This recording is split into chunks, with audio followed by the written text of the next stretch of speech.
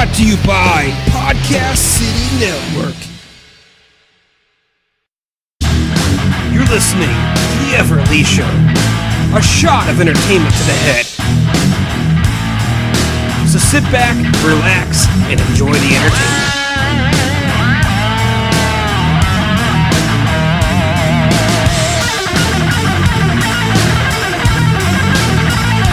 Welcome, ladies and gentlemen. Welcome to another episode of The Everett Lee Show. I am Everett Lee. Welcome back to this podcast. And how's everyone doing? Wow. I'm trying to get used to the new setup I have right here. And I got my earphones turned up kind of loud here. Let me turn it down a little bit so I could actually... Okay, there we go. I hear myself blasting through my earphones, and I'm like, what the hell, man? Again, welcome to the Everett Lee Show podcast. What's happening? I want to thank you for downloading this podcast. If it's through iTunes, thank you for listening and downloading Everett Lee Show through iTunes. You can hit Everett Lee Show up on iTunes. Give us a 5-star rating and a review. Let us know how the podcast is, and also that lets others know how we're doing. Stitcher Radio, Everett Lee Show is on Stitcher Radio. Download that app for your smartphone and tablet. And also, Everett Lee Show is available on Libsyn, through Libsyn, everettleeshow.libsyn.com. You can check out the Everett Lee Show podcast. And this podcast is brought to you by Podcast City Network. Head over to podcastcity.net. You can check out this podcast and other podcasts on the network as well, such as ELS Uncut, Films of Classic, The Chris Carnage Show, The Grimlock Show, The Imaginarium podcast, and Super Radio Brothers podcast. All on the Podcast City Network. The official website, podcastcity.net. You can hit Podcast City Network up on Facebook, facebook.com/Podcast City Network. Give that page a thumbs up and a follow on notifications when new podcasts are released and posted. Also, Twitter. You can follow Podcast City Network on Twitter at Podcast City Net.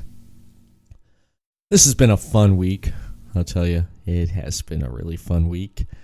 A lot of ups and downs and turnarounds and a lot of fun. Just this past week, I was a guest on the Imaginarium podcast with Scott Culbert and Todd Sturridge. I want to give a shout out to those guys and thank you for having me on. It was my first official being a guest on a podcast.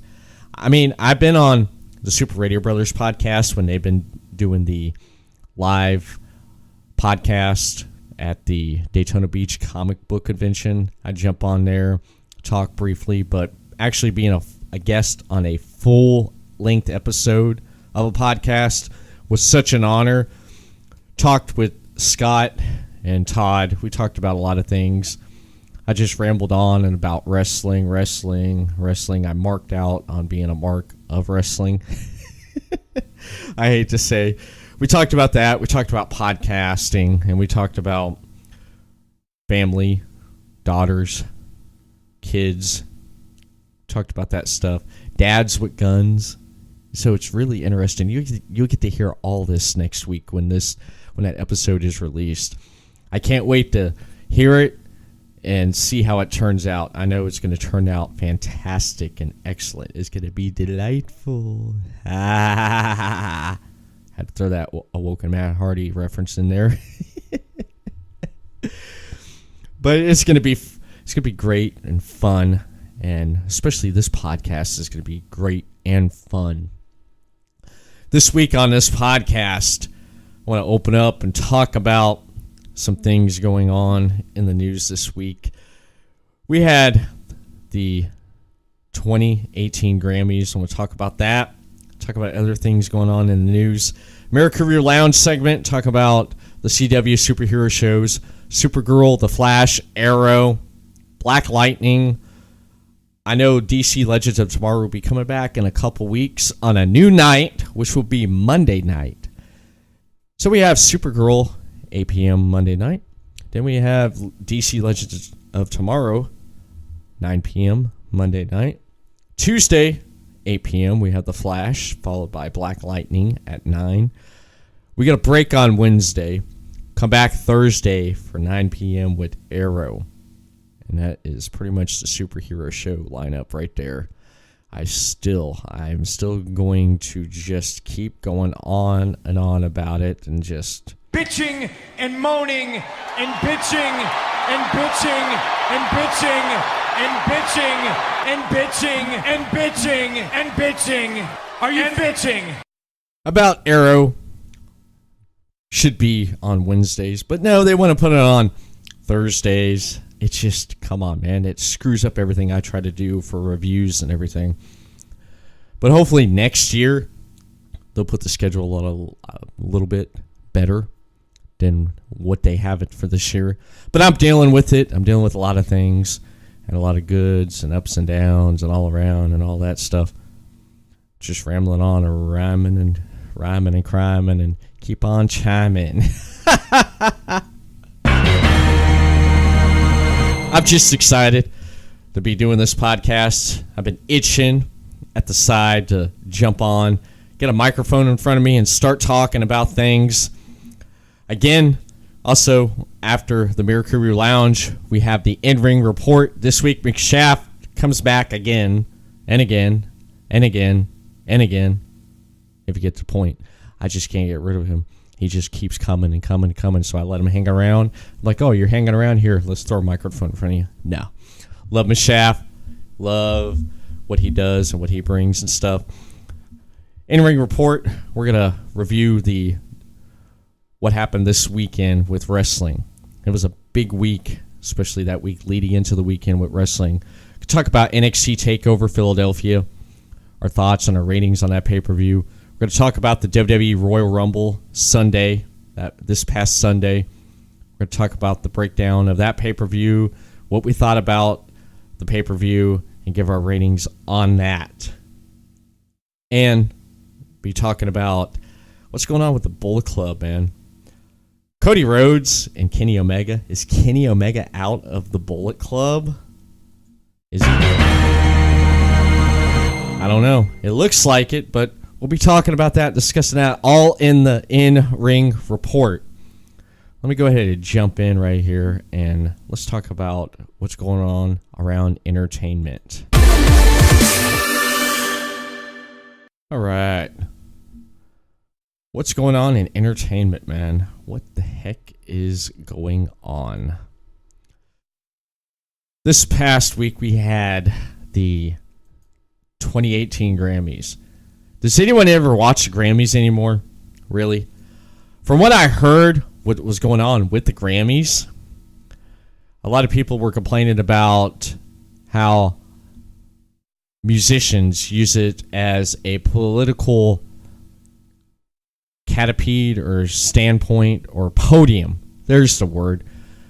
Musicians in the music industry use the Grammys as a political podium to basically talk about where they stand in politics. If they're left or right, up, down, middle, up, whatever the hell. And it disappoints me. And I don't keep up with popular music. I know some names that's in popular music, especially with Bruno Mars. It looks like he's basically swept through the Grammys this past week, and he collected a lot of stuff. A lot of damn Grammys. And I guess one thing people were stressing was, for the first time in years, the Grammys were in New York and not LA. They're back in New York. So, whatever the case, I'm looking up on here on Billboard.com, talking about the Grammys here. Yeah, it looks like Bruno Mars swept through the Grammys with probably about, I don't know, it looks like he picked up a lot. He cleaned up on the Grammys. I'm trying to look this up here. From what Billboard.com saying that Bruno Mars claimed of the 2018 Grammys ranged from controversial to unbelievable and some disappointing. But there was one description we might all have to agree on historically. To win album and record a song, year, and one fell swoop is rare to do as an R&B artist. More so, to win record and song for two separate tracks off the same album is rare. Billboard crunched the numbers to find out what records Mars met with his big win on Sunday. And the extraordinary one he even came close to breaking. So he won that right there. And for the full list of stuff, we had Simon and Garfunkel. No. Oh, it's just the list right there. Okay. That's not the full list. I don't know. Clickbait, it looks like. But anyway, the Grammys, they came and gone. Yeah, let's cut that damn thing off. Don't you hate when you go on websites and you try to look something up and then you have like a million pop-ups? I probably mentioned this before. You have a million pop-ups pop up on the damn website and you're trying to do something and you spend more time clicking pop-ups than actually getting to the article. I mentioned this before, but I'm just going to say I hate that. Keep it short and simple there. Yeah, a lot of people were bitching and complaining about the Grammys, about things happening. I don't keep up popular music, like I said, though, but half the people that's on there, I never even heard of. I don't even listen. I don't even listen to radio. I listen to satellite radio when I'm driving. That's about the only time I listen to music. And if I'm working, I throw on iHeart, pick my custom playlist with songs I like, ranging all the way from Cream to Led Zeppelin, to Black Sabbath, to Pantera, to Slipknot, to Nirvana, to Hatebreed, to the Misfits. Just a range of music I listen to, I throw on there. And that keeps me going. I just not into popular music. It's because the music sounds like crap nowadays. That's just me. And that's probably why I don't pay attention to it. Years ago, if you would ask me, I would have said, yeah, I pay attention to this stuff, though. But no, I'm not into popular music, man. Just not into it. Scrolling down here on Twitter, I'm seeing a lot of stuff talking about politics. It seems like what everything's talking about in politics now is just that. We're going to hit up on some entertainment and stuff right here. Looks like a former Marvel writer will pin a pair of iconic Superman series. I have right here. DC Comics revealed that Brian Michael Bendis will take over on an ongoing Action Comics and Superman arcs following his upcoming miniseries, Man of Steel. Not bad. Looks like he's jumping over to DC to help them out with Superman. And it's hard to believe that Superman comics still sell as good as they did back 50 years ago. People still love it. Oh, yeah. I was reading this today. I just want to say, Justine Timberlake says his son, quote, will never play football. I was reading through this and looking at it. I said to myself, really? Justine Timberlake's son never will play football? As I'm going through looking at it and stuff. I mean, you can hear. No. To be honest, I had a ton of grand ideas about special guests. As you already know, we've talked about a lot. There's a whole list. I think Vegas has a lot of odds on it. I heard, from Instinct to Jay to Chris Stapleton to Janet, and but this year I'm just excited. My band is Tennessee Kids. I feel like they're my special guests, and I'm excited this year to rock the stage.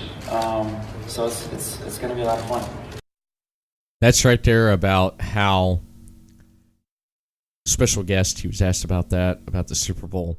Now, let's see about his. Trying to find this right here about his follow son. in your footsteps if he wanted to do that. Oh, that question. I'd rather not think about it because he's about to turn 3. So, but he did come to rehearsals yesterday, and I was shocked at how quickly he could cover 100 yards. So, you know, it runs in our family. Speed runs in our family. I've been running routes too. I just want to throw this out there to Belichick. If all of your receivers go down, I'll be ready to go. So shoot me a text. So you would support do they have injuries? I think they're all healthy, right? So you would support if he wanted to run some routes and get in the NFL? He will never play football. Okay. No. I mean, yeah. If it's kind of like that thing where my main objective is that he become a great person, and if he wants to get into the arts or sports, then yeah. I mean, I would fully support that. Yeah, I understand where he's coming from with this. He basically wants his son to get away from and just be like a doctor or some kind of career path. I get that. And there's a lot of celebrities that their kids shy away from and like artists and entertainers. Their children usually gets into it because of their parents, or they usually shy away from it because they don't want nothing to do with it. You know? It's like a while back ago I was reading about Courtney Love and Frances Bean Cobain. Frances Bean Cobain, she hates Nirvana. She hates talking about the 90s, people talking about it. She hates all that stuff. She don't want to pursue anything like that. She wants to stay with it. She wants to do her own thing. And you know, that's fine. People should respect her from that, but they keep wanting to keep dragging her back into what she don't care for. She's heard all the stories, I'm sure. She's heard everything, and she don't really care. She don't really care about all that's been going on or happened and the history with her father. She just don't care. And she wants to do her own thing.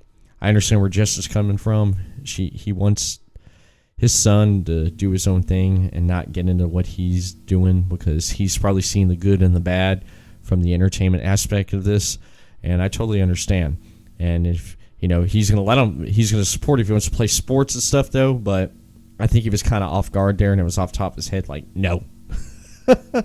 But you shouldn't hold that against him, okay?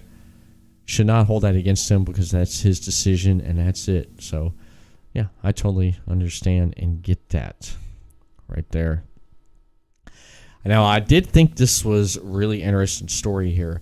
Wesley Snipes, I heard about this years ago, and I even talked about this with a good friend of mine. I said, this would be cool. We said, what if this ever happened? It'd be so cool. But it almost happened. Wesley Snipes as Black Panther. He did an interview. Wesley Snipes did an interview with a Hollywood Reporter on the story of how he almost attempted to make Black Panther movie in the 1990s. I was sitting there reading about this, and he basically said, quote, I think Black Panther spoke to me because he was noble and he was the atheist of the stereotypes presented and portrayed about Africans, African history, and great kingdoms of Africa. It was a neutral progress, quote, it was a neutral progress and a readjustment. They both, Black Panther and Blade, had nobility. They both were fighters, so I thought, hey, we can't do the King of Wakanda and the Vibrams and the Hidden Kingdom in Africa. Let's do a black vampire. I think that would have been interesting if Snipes, I've had this discussion with a friend of mine, wouldn't it be cool if we seen Wesley Snipes as Black Panther? I really did. Thought that was pretty neat. Even John Singleton, the director, was even going to be pulled into this Black Panther movie. But it never happened. He went on to do Blade. And I think the timing wouldn't have been right if Wesley Snipes went through and did this at that time. I think everything has its time, and the way superhero movies are and the technology with everything going on, this is the perfect time for a Black Panther. We've seen what happened in Civil War with Black Panther being introduced. He got rave reviews. Everyone was excited about it and positive feedback, which is awesome for this new character. He's getting his own movie. It comes out this month, and it's going to do successful, and it's going to launch this character off into a really successful franchise. Without question and without doubt, I believe Black Panther franchise will take off, and it will be one of the best Marvel character franchise that Marvel Studios has introduced, and the timing is just going to be right.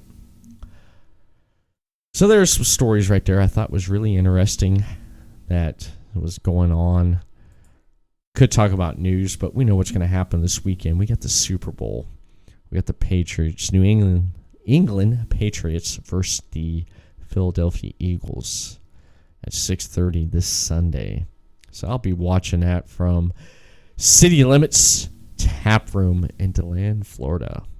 So I'll be there hanging out with Mr. Chris Carnage. He's going to probably go live on Facebook. He's talking about doing something like that, give a sports update, because he is launching his own podcast on the Podcast City Network, the Chris Carnage Show, which he's going to talk about a lot about sports and stuff. He's ran some stuff by me. I'm thrilled. I can't wait, and I can't wait to see what he may do on Sunday. You may see me hanging out there when he does the Facebook Live thing, talking about sports, probably giving sports updates. So it's going to be really neat and really exciting and just a lot of fun. A lot of fun. And I'll tell you what else is fun right here this week on the Mirakuru Lounge. So let's jump right into Mirakuru Lounge segment, ladies and gentlemen. The Mirakuru Lounge. This week, in the last couple weeks, actually, Supergirl. I'm going to start right there. Let's jump into this. Supergirl. I'm happy and interested and curious to see where Supergirl is going to be going right here. Last week, we seen Kara trying to find answers, trying to find out the identity who Rain is. And therefore, we found out that Rain, coming from Krypton, don't have the same weaknesses as Kara does, being a Kryptonian. However, she was basically came up with the theory that Rain was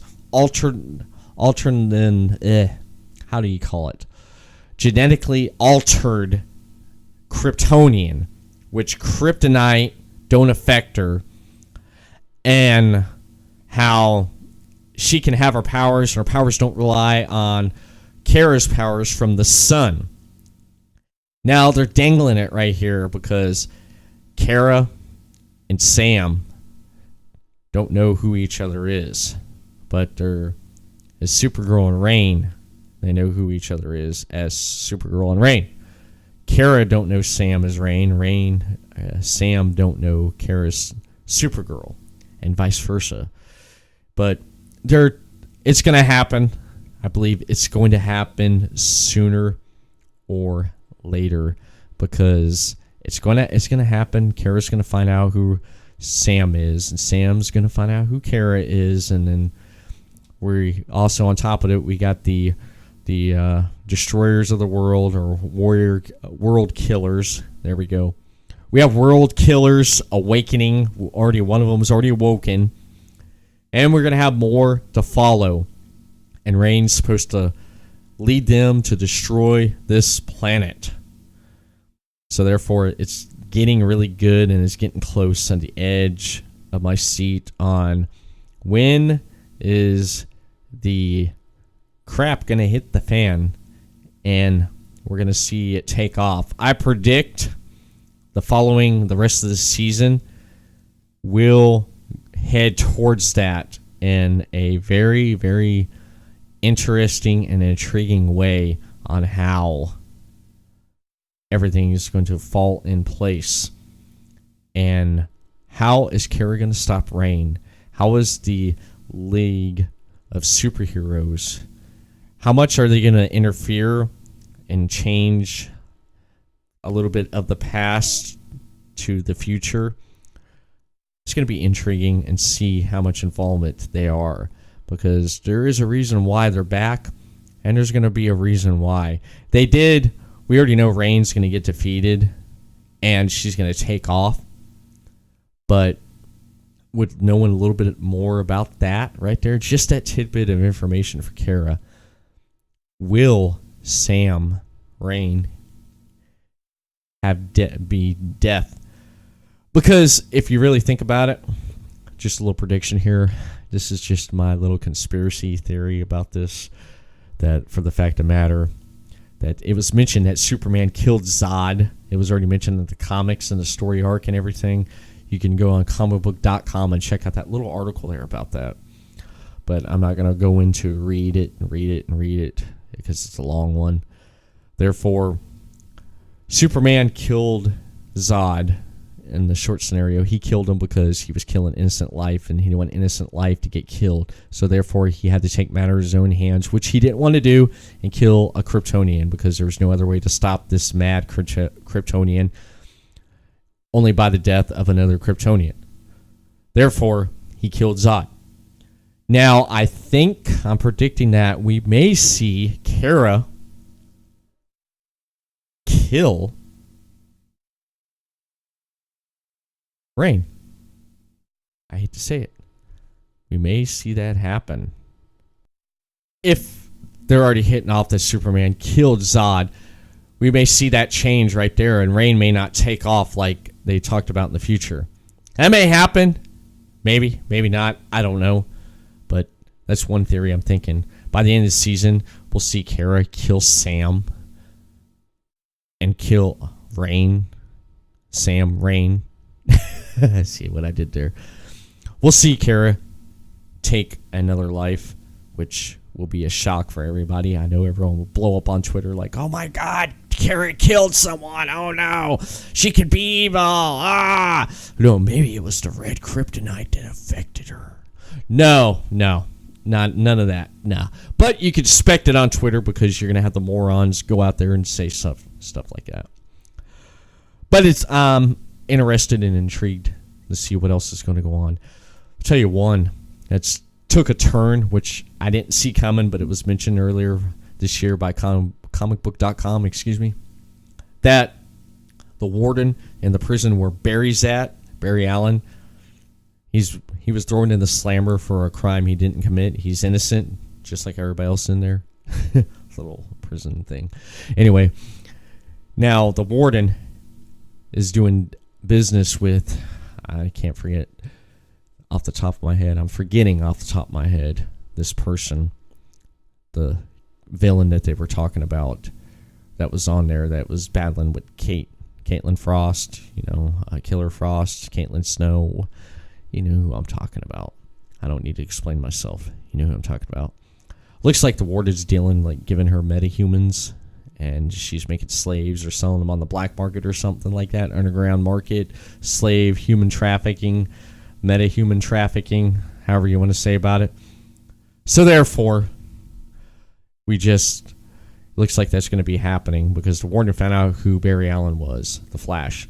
I enjoyed the 2-episode story arc with WWE Hall of Famer for class of 2018, Bill Goldberg, on his little stint, and I was glad and happy for what Barry did for him, because he's innocent, and it was the only way he can have peace of mind. So now we haven't seen the Thinker in the picture in the last couple episodes. We'll probably see the Thinker come back here in the next few episodes. I think they're taking a break from it to do this little story right here, this little mid-subplot within the big subplot, which I like because it makes sense, because it's continuing a story. I love it. Can't wait to see what happens and where it's going to go. Because, like I said, Barry Allen's met his match. And there's speculation about people popping up in the Flash.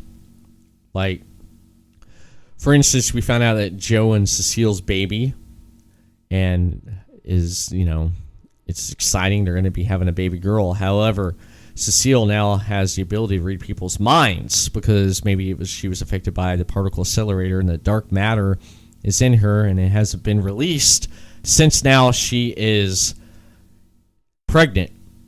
Now, there's answers that could be, containing about a mystery girl. Maybe it may be Joe and Cecile's daughter. It says, well, it's been floating around new theories. This is coming from comicbook.com. Well, we have floated a few theories around as who the mysterious girl who appeared first in Barry and Iris' wedding during Crisis on Earth X, and then again at Jitters during last week's episode to reveal that the baby West is a girl opens up a whole new possibilities for mysterious figure's identity. While explaining how an all-grown-up baby girl West ended in the present-day Central City may be a bit more complicated, explained than the mystery girl being either Dawn Allen or Jenna Ognates, both who possibility have ties to the Liege. I cannot talk today. League of Superheroes, Legion of Superheroes, the Club of Superheroes, the fan club. They're saying it's probably Cecile and Joe's daughter, or it could be Dawn Allen, Barry and Iris's daughter. There's a lot of theories about that. Maybe, maybe not. Who knows? Maybe they're just playing that, the producers of the show, which would be interested to find out if it was true. But I slightly doubt it. I just do. Not unless anything starts to be confirmed. And therefore, I just not going to confirm on anything about that. But last but not least, actually, let me just throw this in between here before we get to the more depressing superhero show. Black Lightning has been fantastic, man. I had to stop watching the second episode. I said, oh, shoot, I got to get on here. I got to talk about some stuff. So far, Black Lightning has been a fantastic, good, awesome new superhero show that's been added to the CW. I love it, and it looks like the ratings have been going up, man. It's reporting that from comicbook.com that TV ratings on Black Lightning and The Flash thunderous on Tuesday nights. Looks like The Flash kicked things off with a bang, which grabbed about 2.57 million viewers and earned a 0.9 ratings and a score from the demographic of people from 18 to 49. Those numbers were up 20% from last week's, but nothing beats the ratings from the Crisis on Earth X event. Black Lightning followed with a strong outing of its own. The new CW hit series kept the majority of the speedster's audience at 2.2 million people tuned in, which earned a 0.8 demographic rating between ages of 18 to 49. But at the beginning of 9 o'clock, the main four networks were dominated by the State of the Union address, which saw about 19.8 million viewers that tuned in for it. But more people ended up still tuning in and watching the Flash and Arrow, or not Arrow, the Flash and Black Lightning. So there you go. Black Lightning's basically striking it out of the park there. And finally, let's get to Arrow. Let's talk about the Cayden James, Bill Gates wannabe. I can't stand this villain. I can't stand it. This is the best villain that we could throw out there for Green Arrow. Really? It kills me. It does. That You got Bill Gates, this computer hacker. He's basically driving Oliver Queen crazy. It's just ridiculous. Okay? It is. I just don't really care for Cayden James. I think the character sucks. I do. I think he freaking sucks, man.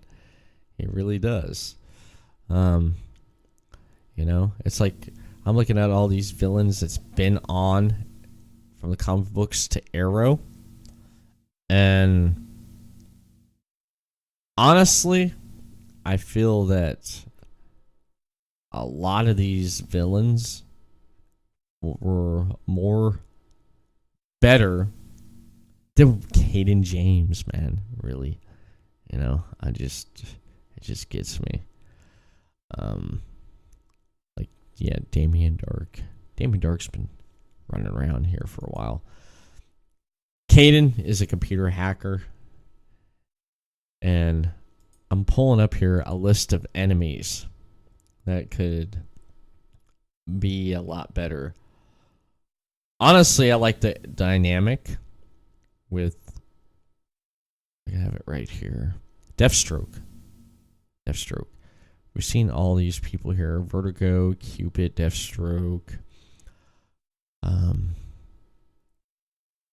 Archer, Dark Archer.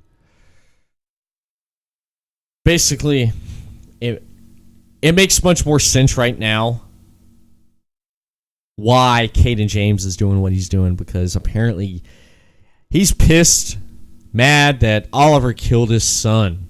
Okay. Comicbook.com is like, who could have been Cayden James' son? Who could it be? In last week's episode of Arrow, Cayden James revealed that the motivations behind his crusade against Green Arrow, Oliver Queen, stemmed from the death of his son.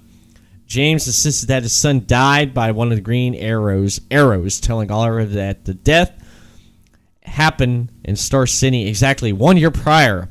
This revealed troubled Oliver, as he wasn't in Star City on that day and therefore couldn't have killed James' son. Someone Oliver assumed was manipulating the fact that James thinks he was responsible.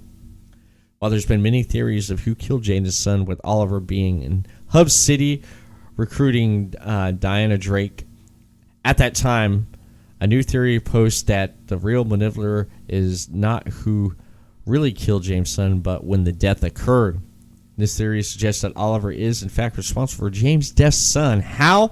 The answer to that question is simple of who.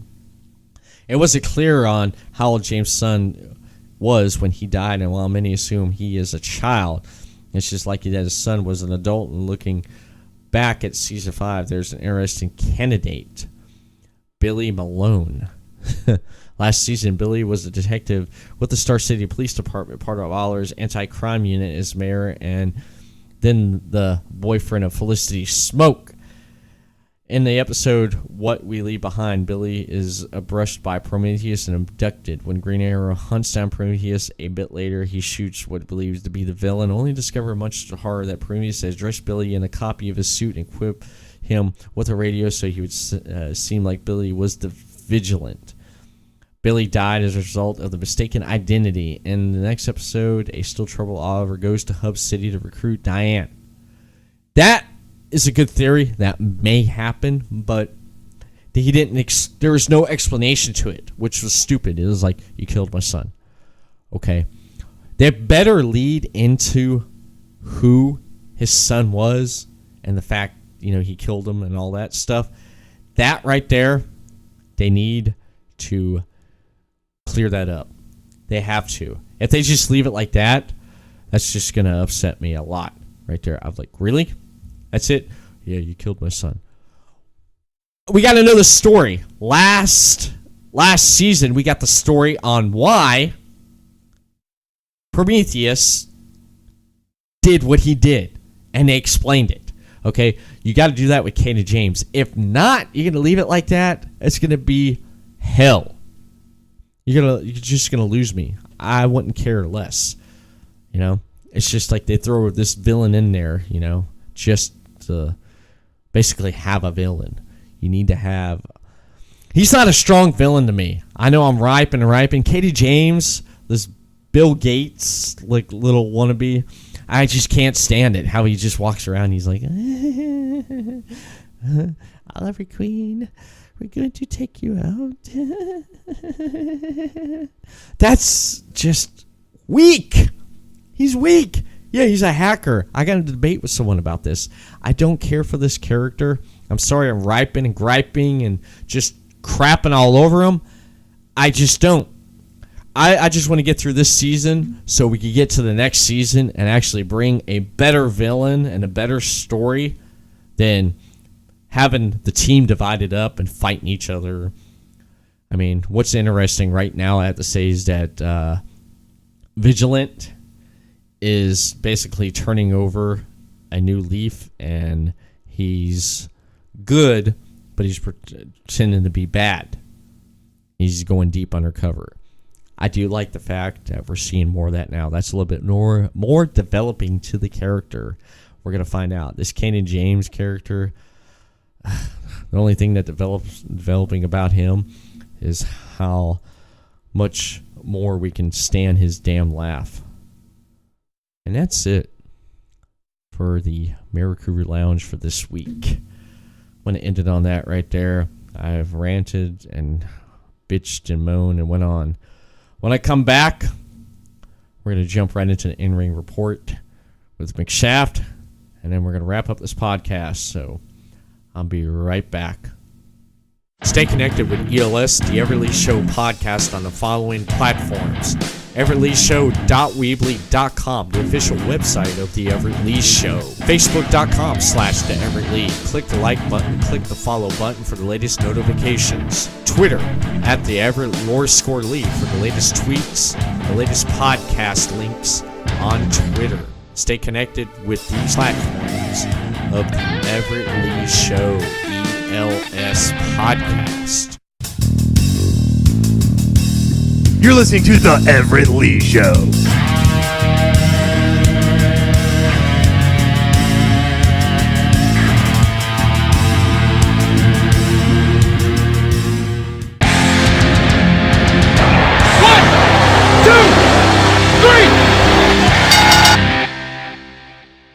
All right, ladies and gentlemen, Everett Lee.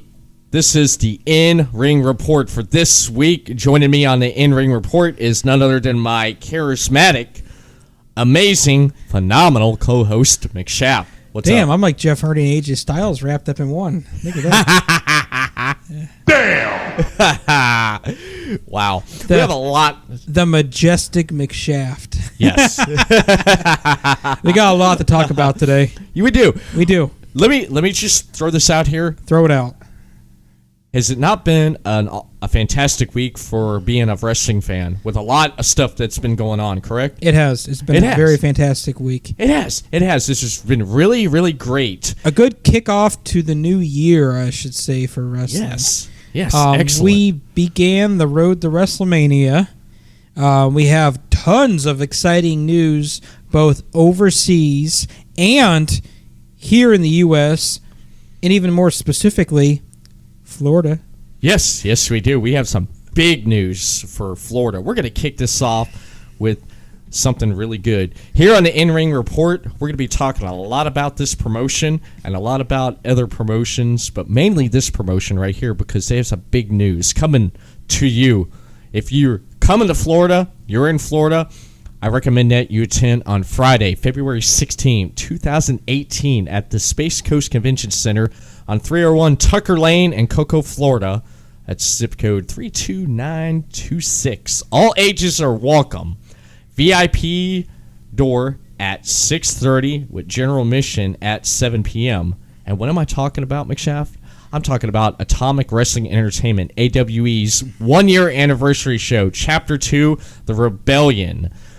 You can get your more ticket information on Everbright Atomic Wrestling. More information on the Facebook page, facebook.com/Atomic Wrestling Entertainment.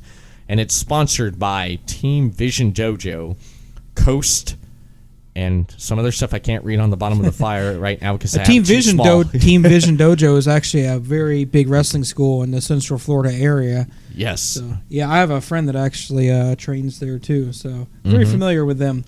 Oh, yeah. I'm super excited about this. Some of the highlight stars here we can see on the flyer. Jesse Neal. I see Jack Swagger, Tommy Dreamer. I see Wes Briscoe. And the king of Dong Style himself, Joey Ryan. That's right. They're all going to be here at the 1-year anniversary show. And I even see, James Mitchell. Oh, yeah, that's cool. Yes, Jack Swagger, Santana Garrett. Yeah. Formerly known as Blue Pants in NXT, Levy Bates. She's going to be there. And Rosemary. Yeah. And this is the 1-year anniversary for Atomic Wrestling Entertainment, AWE. It's promoted by Alex Red. Coming to you Friday, February 16, 2018 at the Space Coast Convention Center, 301 Tucker Lane in Cocoa, Florida. All ages are welcome. VIP at the door at 6:30 p.m. General admission doors at 7. Tickets are now available on Everbright Atomic Wrestling. More information is available at facebook.com/Atomic Wrestling Entertainment. I know I'll be there. I will too, man. I definitely will be there. I heard some rumors that our other extreme co-host, Mr. Chris Carnage himself, might even show up there. Yep, that's right. Apparently, the Podcast City Network will be doing live coverage before and after this event on February 16th. Since all three of us are going to be there, you're going to let me and Chris Carnage powerbomb you through a table or on some thumbtacks or something? Damn! Oh, my God. If you do that, I'll just say one thing. Player, it's on. Every day, all day. Better watch it, because I may jump up and... But you guys better... Man up. Because I will be... Now, this is a force to be reckoned with. That's right. The human pincushion, Everett Lee. Yes. Yes. Oh, man. Let's rock. That's right. Oh, that's going to be fun. It is. It is. Speaking of big news this week in wrestling, there's your local wrestling going on here in Florida. Now, let's go overseas. Overseas. Yes, Woo! overseas. New Japan Wrestling. What happened, McShaft? What the heck happened? Do we have a sound clip for a boat to do that? A boat? You do a boat one on there? Because we're going overseas? I got a tugboat here. Here it goes. That's how happens when it's out of gas. Foghorn. Foghorn. Woo! There's a foghorn right there. The Ric Flair boat. The wave's like a little choppy. But yeah, as you said, New Japan, a lot of exciting stuff happened. Yeah, what happened, man? We were talking about this. What the hell happened? Well, the first news was the Young Bucks were defending their IWGP Junior Tag Team titles against Roppongi 3K, a rematch from Wrestle Kingdom 12.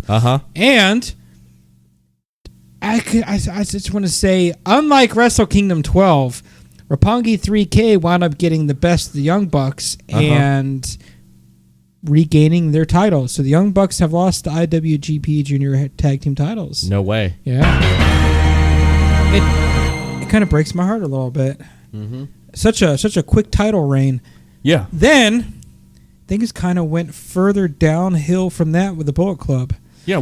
Kenny Omega happened with the Bullet Club? Kenny Omega defended his IWGP US title against Switchblade Jay White, match. The man who refused the Bullet Club's offer to join a few weeks. Actually, Kenny's more specific offer to join a few weeks ago. So Switchblade Jay White really stepped up, and him and Omega had a really good match. Jay White ended up getting the best of Omega and capturing the IWGP US title. Oh, excellent. Now, gets even, I would just say, worse. So Hangman Page comes out and essentially snatches the title from Jay White and basically is holding up in his face declaring, it's my time. I'm going to challenge you next. Right. Omega walks up, rips the title out of his hands, pushes him back, gives the title to Jay White and, gives him some mutual respect there. Hangman's pissed. He's like, why are you stealing my spotlight? So, of course, here comes Marty Scurll. The Young Bucks are at ringside, and Mr. Blonde Boy himself, Cody Rhodes, comes out. And, of course, we see, as we've seen before, little tension there between Cody and Omega. They've been building that up. Yeah, for like last few weeks. More than that. Over the the Being the Elite YouTube channel, it's been like over a year. Oh yeah. So of course, Cody's like, why you do not the Hangman? It's his time. Blah blah blah. So Young Bucks, kind of try to separate them. Same stuff we've seen before. Omega winds up accidentally pushing one of the Young Bucks to the ground. So now everyone's like, Matt Jackson. Yeah. Yes. Okay. So at this point, everyone's like, oh, no, we kind of took it too far. Young Bucks are pissed. Right. They just walk out of the ring and say, we're done. So at this time, Scurll and Hangman, and Cody and Omega kind of like, okay, we took it too far. It's time to cool off.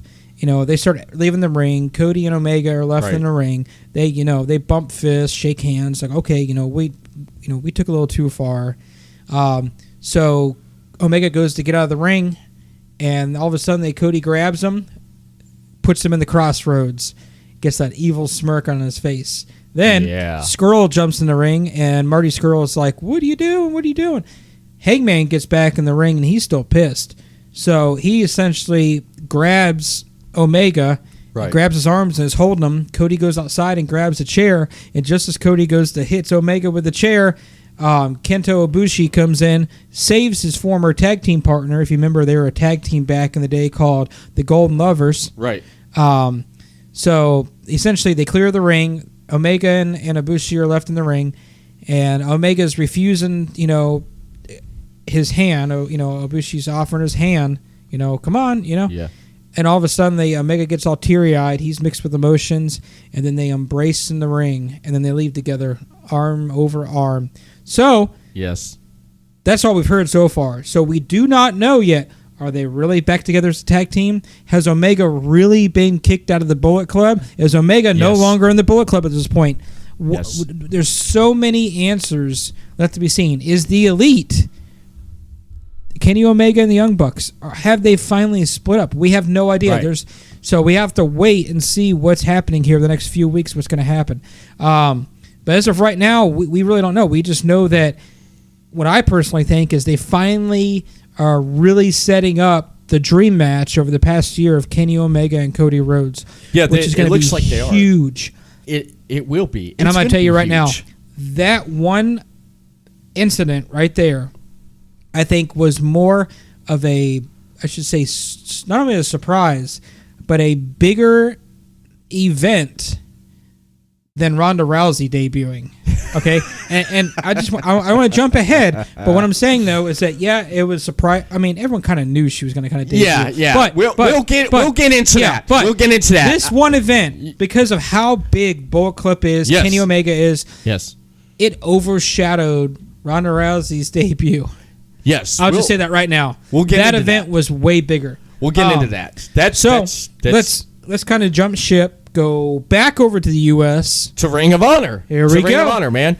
The Ring of Honor. We haven't watched. Okay, it's not up on Ring of Honor television. That's where I usually watch the latest episodes of Ring of Honor. However, they still have last week's up. I was telling McShaft about it. McShaft's like, no way, because I was telling him about the opening match on episode 330 of Ring of Honor television with Will Ospreay versus Jay Lethal. I was telling him about that. He said, no way. I have to watch that. I said, watch it, because it was one hell of a match. There were some really good spots in that, was there not? Yes. It was really good. Will Ospreay, the aerial assassin, the man that gravity never knew, versus Jay Lethal. There were some really good spots, especially when Ospreay hit a Hurricanrana off the top rope on Lethal. Then Ospreay hit an inverted DDT on Lethal, which was really neat. It was awesome.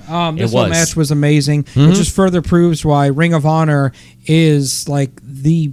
It's best. It's the best indie wrestling an amazing promotion to watch. Especially when Lethal hit the Lethal combination on Ospreay, and then Lethal attempt to lock a figure 4, but Ospreay rolled him up for a 2 count. Ospreay springboard off the second rope, and it was neat how he ended up. Lethal catches him with the cutter, and then he hits the Lethal injection, and he pins Offspray for the win. And then Marty Skrull. villain, Yeah. I still can't say that. Skrull. Was on commentary, and he applauded Jay Lethal. It looks like they're building something with Jay Lethal and Marty. They had one hell of a match at Final Battle. I really didn't enjoy that. Then we get a segment from a person I can't stand, with Caprice Coleman. I can't stand him. I just can't. With one of my favorite, I've told you, I love this guy's in-ring work, Jonathan Gresham. How come, I'm probably going out on a stupid limb here, but has he won any titles? Gresham? Yeah.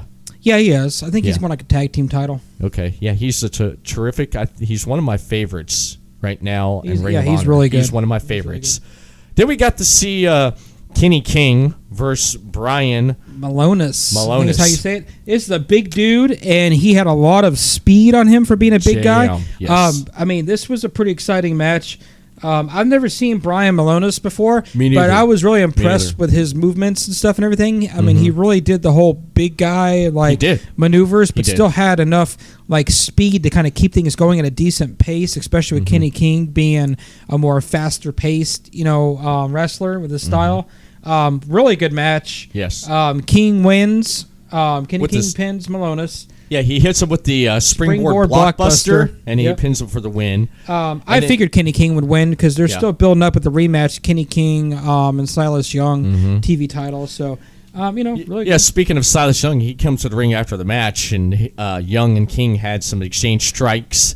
Then King hit Young with a spin kick, and then Young started heading to the back as the Beer City Bruiser, I love the guy, joins him on the entrance. And then our big guy here, he ended up attacking Kenny from behind, and then all three of them stomped a mud hole in Kenny King and walked him dry. And then, of course, you had SoCal Uncensored. Scorpio Sky. Looks like he's joined up with Kazarian and Daniel. Yep. The Addiction. He teamed up with them at the last pay-per-view, if you remember. Yep. Yeah, he did. And they're basically running their mouths, and then of course you had Joe Koff comes to the stage, and he talks about some stuff with Christopher Daniels. He basically said, "I'll be glad to fire you, and you're done after Final Battle 2018. He's done," and they leave it like that. And then of course you get the main event, which was Dalton Castle, the Ring of Honor World Heavyweight Champion, with the boys. And the boys. You got to say it right. The boys. The boys. Going against the Kingdom, Matt Taven, Vinny, and TK O'Ryan. I love that team. I love the new Kingdom. Kingdoms, man, they're doing great. I love them. I do love them. This was a really good match, going back and forth with a lot of actions with Taven, with some exchange. With some exchange words with Castle. I like to see Taven and Castle have a really good feud. Yeah, I hope so too. Matt Taven is terrific. He is really terrific. But late in the match, Castle drops Vinny there, and then Castle clotheslines him. Castle comes in, it strikes at Taven. Castle elbows Vinny in the face. Castle strikes Orion, and then it basically goes back and forth to basically. Castle and Taven reverse several Tombstone Power Drivers attempted by each other, and Castle hits the Tombstone Power Driver on Taven. Orion kicks Castle. Castle hits the Bangarang finish on Orion. Castle locks in the Julie Newmar on Vinny as an axe is slid into the ring, but before Vinny can grab it, he taps out. There's your winner, Dalton Castle, your Ring of Honor World Heavyweight Champion with the boys. The boys. Remember one time in Pro Wrestling Guerrilla, Red Dragon, Kyle O'Reilly, and Bobby Fish were actually the boys at one time? That was great, man. That was great. That was awesome. That was good television. Next week on the In-Ring Report, we will report about the Ring of Honor episode 331 when that becomes available on the website on ROH.com, ringofhonor.com, where you can watch the latest episodes available on Ring of Honor TV. Didn't somebody add you on Twitter from Ring of Honor last week too? I think we mentioned. Yeah, we mentioned that again. You want to mention him again? Yeah, why not? We'll get some shout outs here. Yeah, he didn't follow me. Again, I keep telling you, he followed the Podcast City Network. You keep saying we're all part of the network here. When I say, you, I mean we, all of us. Oh my gosh.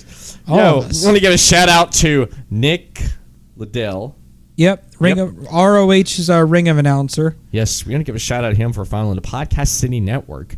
And also on the Podcast City Network, you could follow this podcast, The Everett Lee Show, ELS Uncut, Films the Classic, Friends of the Show, and part of the network, which is Super Radio Brothers Podcast. Shout out to them.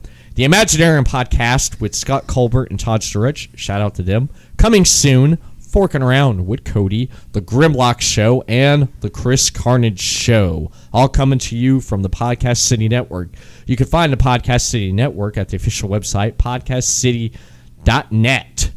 Facebook, facebook.com/Podcast City Network, and on Twitter, @PodcastCityNet. Well, McShaft, I'm about out of breath there after talking about all that stuff, though. But and now we get to go over into... We're going to Philadelphia. We're going back to Philly. We're going to WWE. Let me just throw this out here. Philadelphia has a lot of excitement for the beginning of 2018. Super Bowl. Eagles are in the Super Bowl against the Patriots. And you had NXT Takeover Philadelphia. I must say, right now, Takeover, once again, for the 100 millionth time, has outdone the main roster in a pay-per-view. Yes! That's right. They have. They always deliver. You notice the Takeover events always deliver.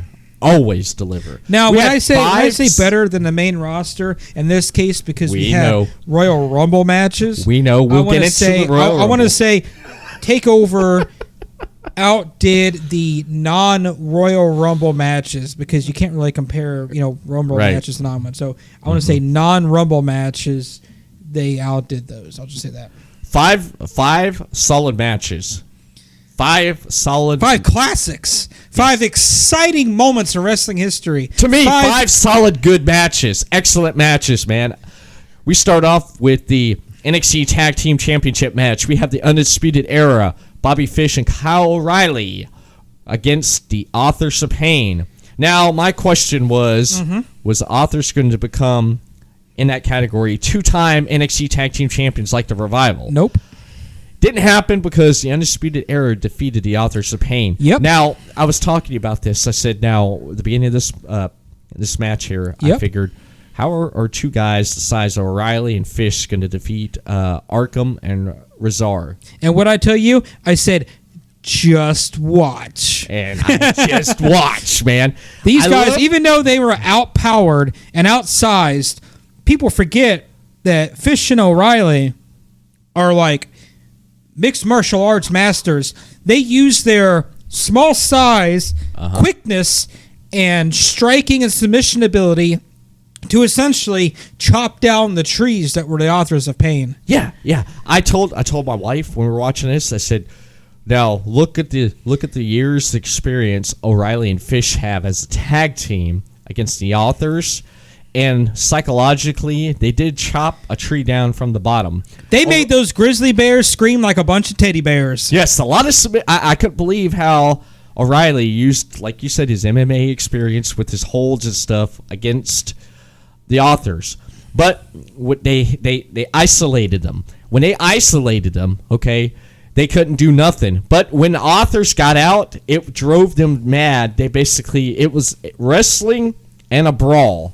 They beat them down. There were some good spots. Good. They took them outside the ring, the Authors, and they destroyed the Undisputed Era outside the ring. Really good way to start off a pay-per-view. Yes. Really and the good. Authors, I liked how before the match started, they jumped in and got the upper hand. But however, that didn't work out. This match went back and forth. There's some good spots. I told you I liked the finish of this match. For the fact of the matter is, it was a surprise. I didn't expect O'Reilly to counter into a Hurricanrana. Knocking, I can't believe, remember if it was Razor or Akam. I think it was into Akam. one and the other. Yeah. And then O'Reilly rolls up with the small package win 1-2-3. And the Undisputed Era retains the NXT Tag Team Championship belts. Hell of a match, man. Now we move on to two of my favorite wrestlers in NXT right now that should be in the main event spot. Why they haven't, well, I should say, well, they're pushing both. Well, they're pushing Velveteen Dream pretty good, but his opponent, Cassius Ohno, why they haven't pushed him up into a main spot is beyond me right now. So our next match, in case you can't figure it out, the Velveteen Dream versus the knockout artist, Mr. Death by Elbow himself, Cassius Ohno, a.k.a. Chris Hero. How is not... Velveteen Dream is so over. The crowd was into this Modern day character. Goldust. They're awesome. They're so into this character. He's done so well. And I like the beginning of this match where basically he knocked Cassius down. In like 24 seconds. And the crowd, the roof blew off the place.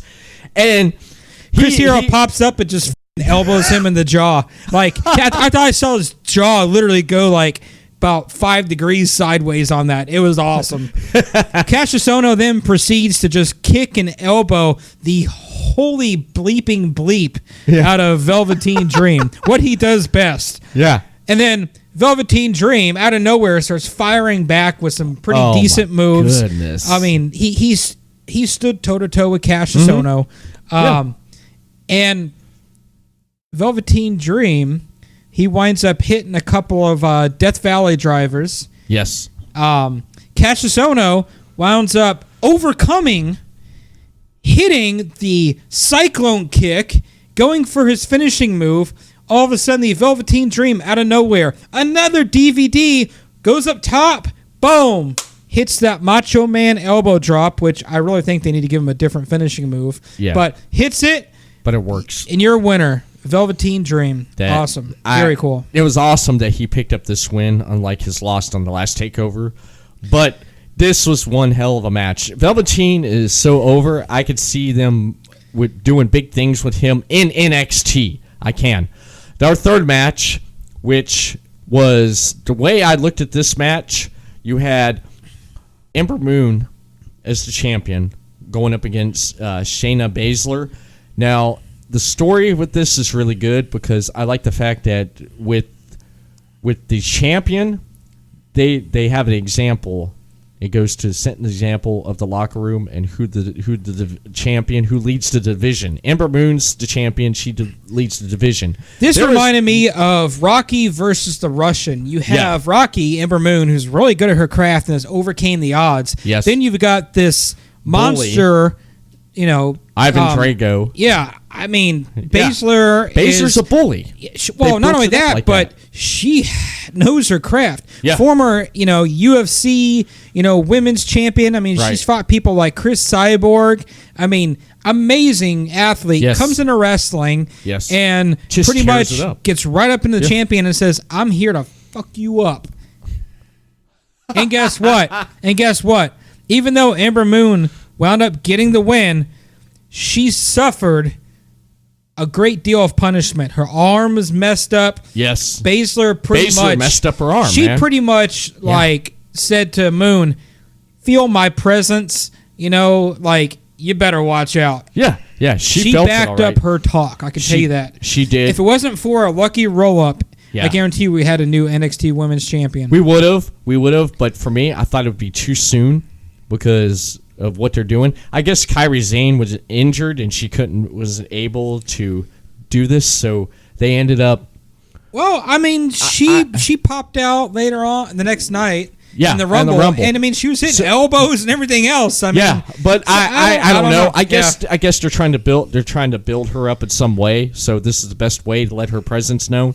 But I don't think it will. This is the end of the feud with Ember and Shayna. Nah, give Baszler the title for a little bit, and then when you push her up to the main roster, have Baszler versus Asuka. That'd be sick. That'd be good. Yeah. But this right here in NXT, I say for a while we're gonna probably end up seeing Moon and Baszler go at it for a while. They're gonna build that story. Yeah. And then when that's done with, then eventually. I think we'll see Kairi Sane back, certainly into this title picture. Maybe I don't know, but I like someone stepping up and saying, "You're not coming in my division and taking it over and bullying people." I love that. It's like basically stepping up to a bully. You know what I mean? Yep. It's almost like the school ground. This is my playground. You ain't coming to my playground. You ain't pushing my people around. Exactly. And it was a good story. I loved it. And then we transition into one of my matches I've been waiting for. Oh, man. Aleister Black versus Adam Cole, baby. We need a sound clip of him doing that. Speaking of which, we need that on your soundboard. We need that. Adam Cole, baby. I think I might have Adam Cole was one of the wrestlers that he can take a few losses, and it doesn't even hurt his character that much because he's just so over and so good at his craft. Right. Aleister Black wound up getting the win, which I was expecting. After a brutal match, we saw in the beginning of the match, Cole starts taking Aleister Black to the outside, throwing him against the barricade, bringing in some weapons into the ring, and he goes to pull out a table, and it was very easy to miss, but he winds up slicing his thumb open, pulling the table out. Oh, yeah. So next thing you know, we got him rolling Aleister Black into the ring, and his whole hand is just like... Wait, you didn't really see his hand at first. You kind of saw when they pushed him to the ring, they brought him on the top rope. You could see some blood on his thigh. I thought he cut his thigh or something. Yeah, I did too. Then when he goes out in the ring and pulls out the kendo sticks, you see his hand just like red. Yeah. It's like, what the heck happened? So gets in the ring, okay, throws out some kendo sticks. Aleister Black grabs one, and you think we're going to see a kendo stick show off. I was waiting for Black and him to do some like lightsaber stuff, with the kendo sticks. Right. Black uses martial arts to just, no. He throws down the kendo stick and tells Cole, "Come on, I don't need a weapon to kick your ass. I'm the weapon." Yeah. So he dodges a couple of swings. And so Adam Cole basically was like, "Well, you know what? I am." So Black essentially ducks a couple of swings, goes for a moonsault. Adam Cole catches him in midair, smacks him right in the gut with the kendo stick. Well, you know why Adam Cole did that, right? Huh. So they go back and forth a little bit. They bring in a ladder. Black ends up, throwing Cole into the ladder. Cole gets his thumb taped up from the medics outside. Oh, yeah. They do a couple spots where he super kicks a steel chair in his face. Black falls off the turnbuckle into the tables on the outside. Oh, yeah. Cole throws him in the ring to see Black kind of cut his back open a little bit. They do a thing where Black takes up Adam Cole and gives him a Death Valley driver on the top of two chairs put together. God. I know, it's pretty brutal. My wife was like, "Oh, my God." I was like, damn, is he trying to end his career? Is he trying to end his career, man? Is he trying to end his career? And then after a nice running knee into the face with a chair, Black goes for the pin. Oh, yeah. And guess what? Undisputed Era comes out, pulls Aleister Black off. I keep wanting to say Tommy in. The crowd booed, man. They did not like that. And then to the save. Yes. Sanity. They take up. out Undisputed Era, get them out of the way. Yes. And so Adam Cole, as the little snake that he is, comes out to the outside of the ring. He's like, I'm going to take advantage of this. Oh, yeah. He goes to get Aleister Black and put him to the announce table. Guess what? Nope. Black counters and gives a double knee stomp on Adam Cole through the announce table. Oh, people were goodness. like crazy over this. Yeah. Brings him back in the ring. Cole goes to grab a chair. Guess what? Black mask, and it's over. Yes. 1, 2, 3. Black wins the match. One hell of an Extreme Rules match. I think that's actually the first time we actually seen an Extreme Rules match at an NXT Takeover pay-per-view. I don't know. Yeah, I think it is. We've never seen one before. Awesome, excellent, good Extreme Rules match. That's what an Extreme Rules match should be like, in my opinion. I would like to see some thumbtacks, but that's just me. Yeah, I know. You and the thumbtacks. And now, you and the Mick Foley thing, man. And he loves thumbtacks because of Mick Foley. We conclude. Yeah. Actually, I started liking thumbtacks from the Monster Abyss. When they used to come out on Impact, and every week he just hit someone against thumbtacks. Yeah. It was great. Yeah, I was wondering why you're collecting thumbtack collection there. Yeah, right. Oh. But now we move into. He was going to throw it on the ground, and I'd come over, and he'd trip me, do like a Home Alone thing, and watch me sit there suffer thumbtacks in my back, and I know him. He'd be laughing, going, I'd be getting up and saying, Actually, What are you laughing at? I would have pulled a PWG.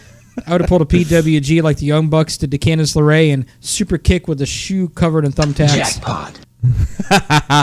All right. My God. Oh, my God, it burned it off. And we conclude our amazing NXT pay-per-view with... Yes. Andreas Sienna Alma, the NXT champion, with Zelina Vega going up against the challenger, Johnny Gargano. Johnny Wrestling. Gargano. Now, the match started out at a really good pace. I liked the pace. They filled each other out. They started going in some moves and stuff. And then all hell breaks loose. They just, are back and forth Yes. like a bunch of machines. In the back of my mind, I said to myself, when this match starts to wind down towards the end, I told my wife, I guarantee Zelina Vega will make her presence known.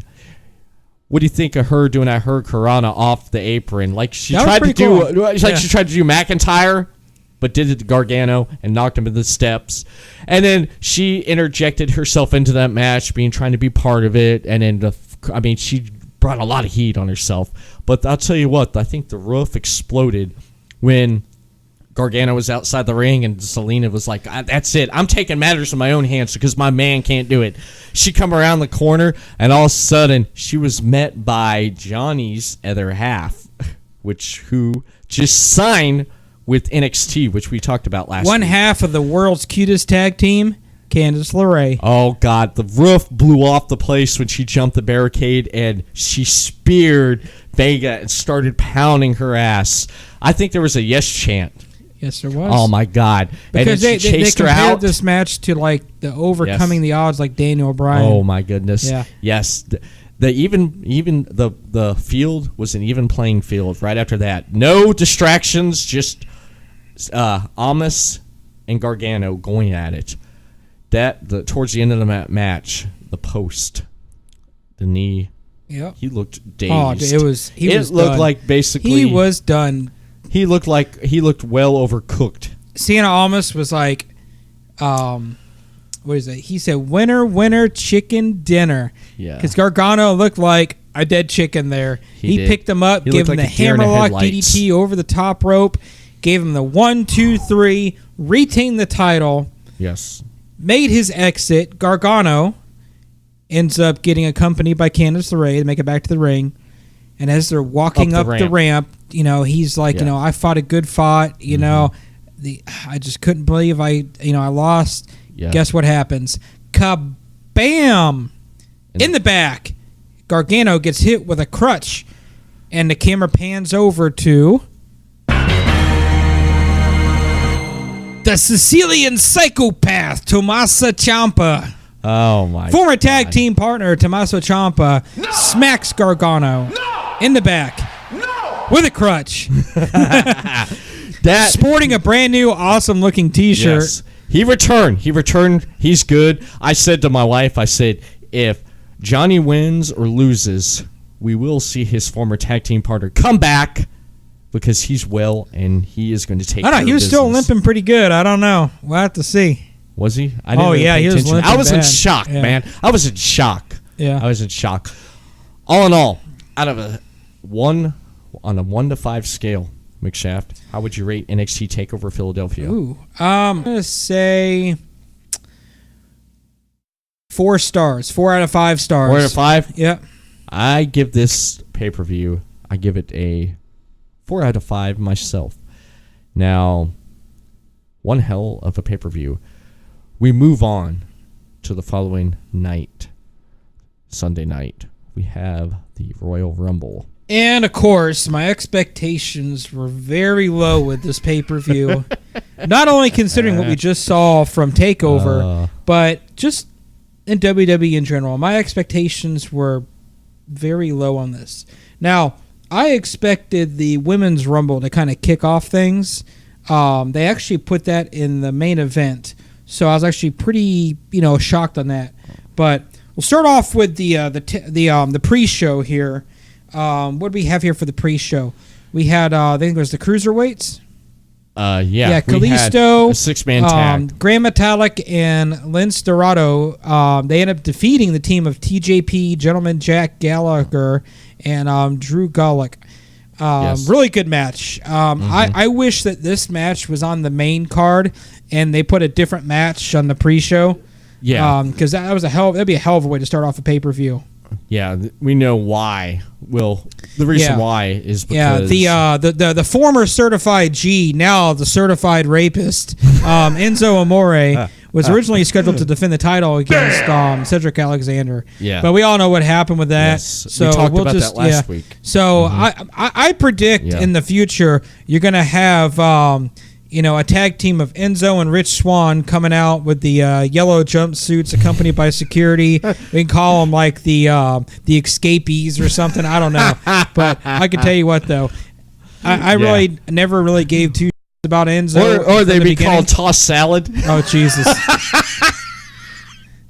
I never really cared. Or they'd be called Toss Salad. I never really cared about Enzo from the first place when he debuted. I mean, I'd never did. So, honestly... Yeah. In my opinion, get rid of the trash like Enzo and bring in somebody worth the money and worth the time like Ricochet or whoever else. Well, we've seen Ricochet at NXT. He was in the crowd. We saw War Machine. We basically EC3. Look at it this way. I want to jump back just for 1 second. Yeah. We saw all of the new signees at NXT Takeover Philly. We saw Candice LeRae. We saw War Machine and Ricochet right there. And EC3. And EC3 is with the company. Now, we had the Revival defeated Luke Gallows and Carl Anderson. FTR. I honestly think that Gallows and Anderson should have gotten a win because you put them together with Finn Balor. You create the Balor Club, this force, and then you have them lose to the Revival. We got to look at the Revival. The Revival's had a bad start on the main roster. And they can have a bad ending and just get the hell out of my WWE. Now, what happened was it Dash or Dawson injured their shoulder? It was Dawson. And then after that, Dash ends up injuring his knee. Or his mouth. Yeah, mouth. I mean, they've had a pretty bad start. But you know what? These guys have had it bad. To be honestly, Anderson and Gallows should have had the win. Yeah, I like the Good Brothers. I didn't really care for the match that much. Brothers. I didn't really care for it. Bobby Roode, the United States champion, with the glorious open challenge. Okay. I remember you texting me when I was on my way to Jimmy's Sunday to hang out. You texted me. You said, "Oh my God, I can't believe this." Yeah. Okay. Yeah. So let me just point this out here. Okay. So Bobby Roode. I'll let you go on this real quick. Bobby Roode's opponent for this match. Okay. Here you have the first big pay-per-view of the year for WWE. Oh, you're gonna set the road to WrestleMania. Okay, this is where it starts. Okay, you've got Bobby Roode, who is an awesome athlete, who's the U.S. champion now. His gimmick is over. His wrestling is good. So, who are you gonna put him against in the first big pay-per-view of the year? Okay, you me tell you who you're gonna put him against? Who's that? Mojo Rawley. Really? Of all the people you could have put Bobby Roode against to have a good match at the first big pay-per-view of the year, you're going to put him against somebody that nobody gives two shits about, Mojo Rawley. I mean, at least have Ziggler make his debut back and try to recapture his U.S. title or something. I don't care. Anybody but Mojo Rawley, okay? Really? I mean, of all the talent on the roster, I'm going to put him against Mojo Rawley. You know what? That right there was my first big middle finger to WWE in this pay-per-view. And honestly, right there, just it was the start. It was the start of me totally just unliking this pay-per-view. I don't pay whoever booked that can go kiss my ball sack. I'll tell you that, okay? Horrible booking right there. You notice how I just let you go and stuff about this? You know why I let you go off on Mojo Rawley? Remember I was telling you about Sam Roberts' podcast? Yeah. Remember I was telling you about that one on that one episode where he came out and he said, the biggest thing to happen in wrestling this week. I was like, oh, damn, what did I miss? Because if I miss something, I'll usually sometimes hear it from a person like Sam Roberts. All right, caught my attention. Okay, the biggest thing I missed this week. This is one of the biggest moments. It was like the barbershop window with the Rockers. You'll be asking yourself, you're asking yourself, where were you when the Rockers broke up? Shawn Michaels put Marty Jannetty through the window. I was like, oh, damn, what happened? Okay, my excitement starts building. Where were you when the Mega Powers broke up? I'm like, oh, my goodness. I was like, what happened? Where were you when Mojo Rawley turned on Zack Ryder? I'm like, oh, tell you where I was. I'm at Sam Roberts. You know where I was? I was on. I was. You know where I was when that happened? I was literally getting up off the couch and going to take a because I didn't care that those two split up. That's where I was when Mojo Rawley turned on Zack Ryder. I was on my way to the bath. I was on my way to the bathroom because I didn't care. Honestly, I don't care. No one cares about Mojo. Okay, Mojo is just. I didn't care about this, and then when you text me, that Mojo Rawley, I'm like, really? That's the first U.S. title match and the first big pay-per-view of the year. That's what they book, Mojo Rawley. And it's on the pre-show. Really? That's like saying I'm going to give the first heavyweight title shot to James Ellsworth in the first pay-per-view of the year, and you know what I'm saying? It's like, really? Oh my God, what the I know. Now here's the thing. Okay, let's move on. We're gonna move on. It's upsetting me. Me and you agree. We don't care about Mojo. Okay, we don't care about Mojo. We met him in person. He's cool as hell. Yeah, he's cool. He's a cool guy. I'm saying, he's but cool. You know what? We met him in NXT, but him in WWE, it just sucks. Yeah. Sorry, Mojo. Sorry. We don't blame you. It's just how they're booking you and putting you. Okay, now. We open up the Royal Rumble pay-per-view. Well, it's more than that for me, but I won't go on that. Never mind. Well, okay. So now we have AJ the match. Styles. This is the only match that I was actually hyped for. It was good. It's a good AJ story. Styles in a handicap match against Owens and Sami Zayn. I was hyped for this match. Let me ask you something real quick. All right, we didn't see this out of this match. But did you think you were going to see some kind of disagreement with Owens and Zayn on who was going to pin AJ? That's what I was looking for. We didn't get that. No, I didn't. You didn't think about that? You didn't think about? I honestly thought that it was going to be just a huge beatdown, and Styles was going to come back and wound up like we saw with the tag team match at NXT. He was going to push one into the other one and get a quick roll up. Yeah. I didn't think they were going to tease any kind of dissension yet. Not yet. Not with them yet. No, they're going to play this off at least till WrestleMania. Right. I did though. I did think that one of them was going to actually win the title. Mm-hmm. And then at WrestleMania, who was your pick? Who was going to win the title? I thought they were going to have Owens win the title, right? And then I thought they were going to have Sami Zayn at the next pay-per-view somehow win the title shot against Owens, and then they're going to build up to a match at WrestleMania. But I mean, I'm still happy to see Styles, keep the title and win the match. I thought it was cool. And the cool thing was at the end of that match, we saw how they were complaining to Shane McMahon about how the match ended. And Shane McMahon just kind of smiled and walked away. Yep. So, Yeah, you see what happened? Yep. And now we move on to my second biggest disappointment of the night right here. Oh. Okay. So, do you want me to start on this, or do you want to start and I'll finish it? Yeah. All right. I'll start and I'll let you finish this, though. But you know what? I get to start. I get to finish the next one. Okay.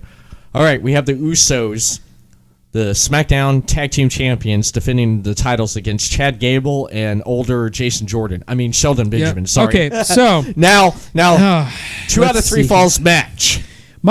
So you announced a 2 out of 3 falls match. Yes. First biggest pay-per-view of the year. Road to WrestleMania starts. Yes. I figure we get a decent first fall. Right. A quick second fall. And then we get a kind of drawn out third fall, to kind of hype up who's like we always usually do. Right. Okay. Or we get, one team gets the first fall, second team gets the second fall, so we go back and forth. Yeah. No, you know what we get? We basically get a highway robbery. We get a basic one fall match. Highway robbery. Okay, so they take this match that could have been decent at best. They have the Usos pin Chad Gable and older Jason Jordan. Older Jason Jordan. I got him saying it now. I'm proud of myself. as I like to call them, people, SB, Shelton Benjamin, I call them shitballs.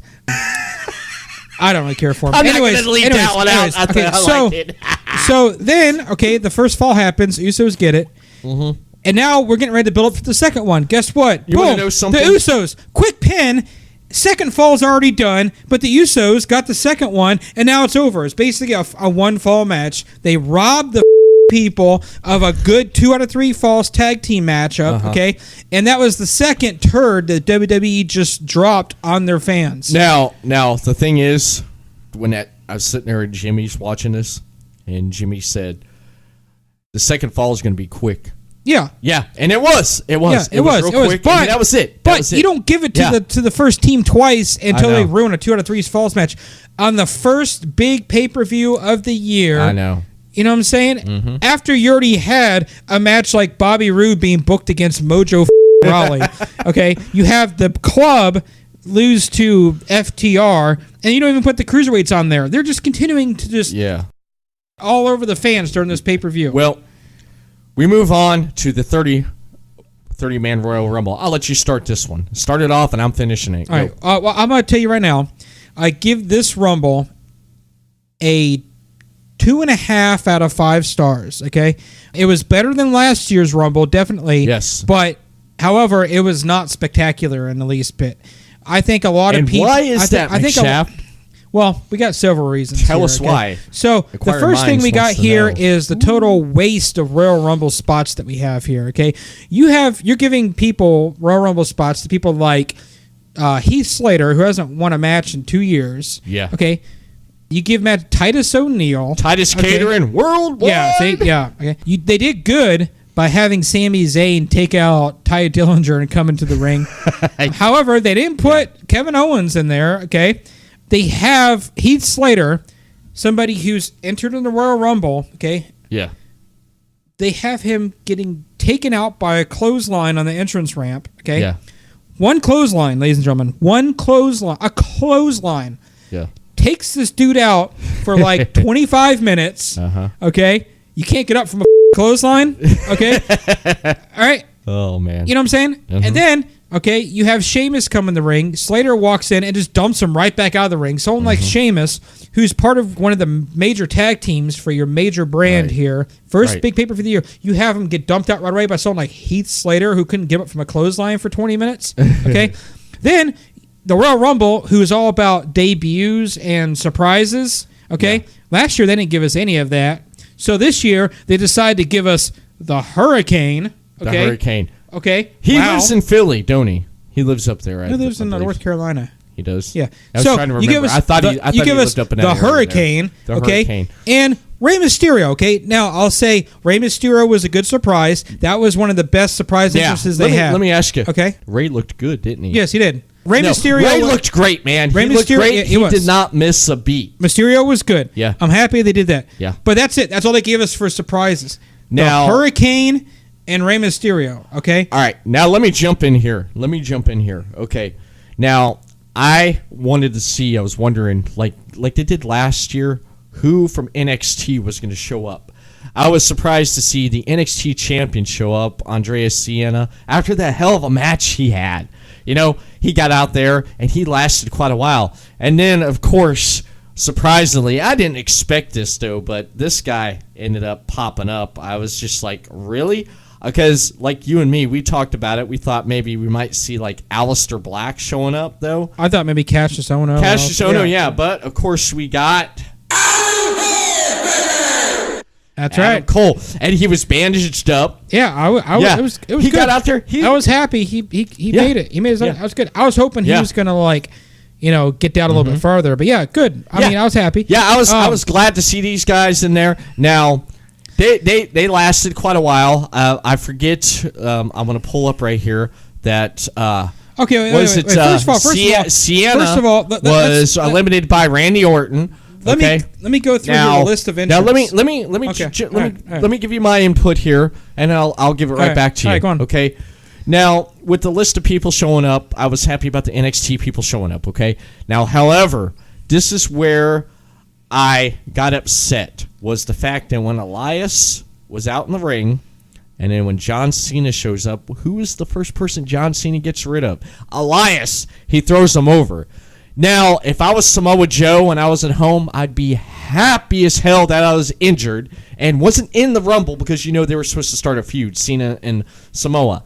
I am so happy that I was not in that Rumble because if I was Samoa Joe and John Cena came out and threw me over, I'm so glad that didn't happen. I was happy about that. Okay? Now, some of the stuff and some of the people that ended up coming out, like the surprises. I liked Rey Mysterio, seeing him. The Hurricane was kind of comical.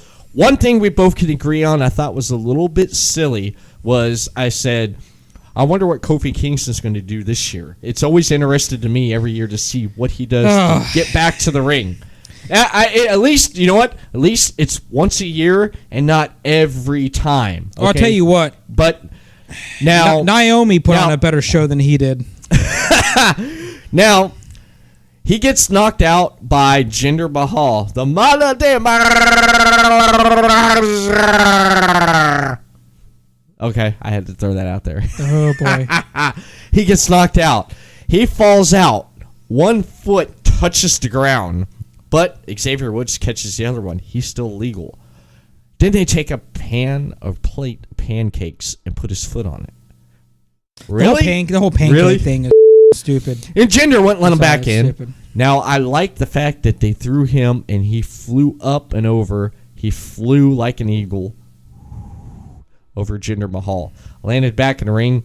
And thank you, Kofi, for getting rid of Jinder Mahal. The Mother de Malaraja. Bye-bye. Now, I was happy about that. Now, here's my other thing. We ended up... So, the number 30 spot. Let's talk about this. Well. Let's talk about this. Let me get to that, okay. And then I'll give it right back to you. We started going through people, and it started narrowing it down to about 6 people.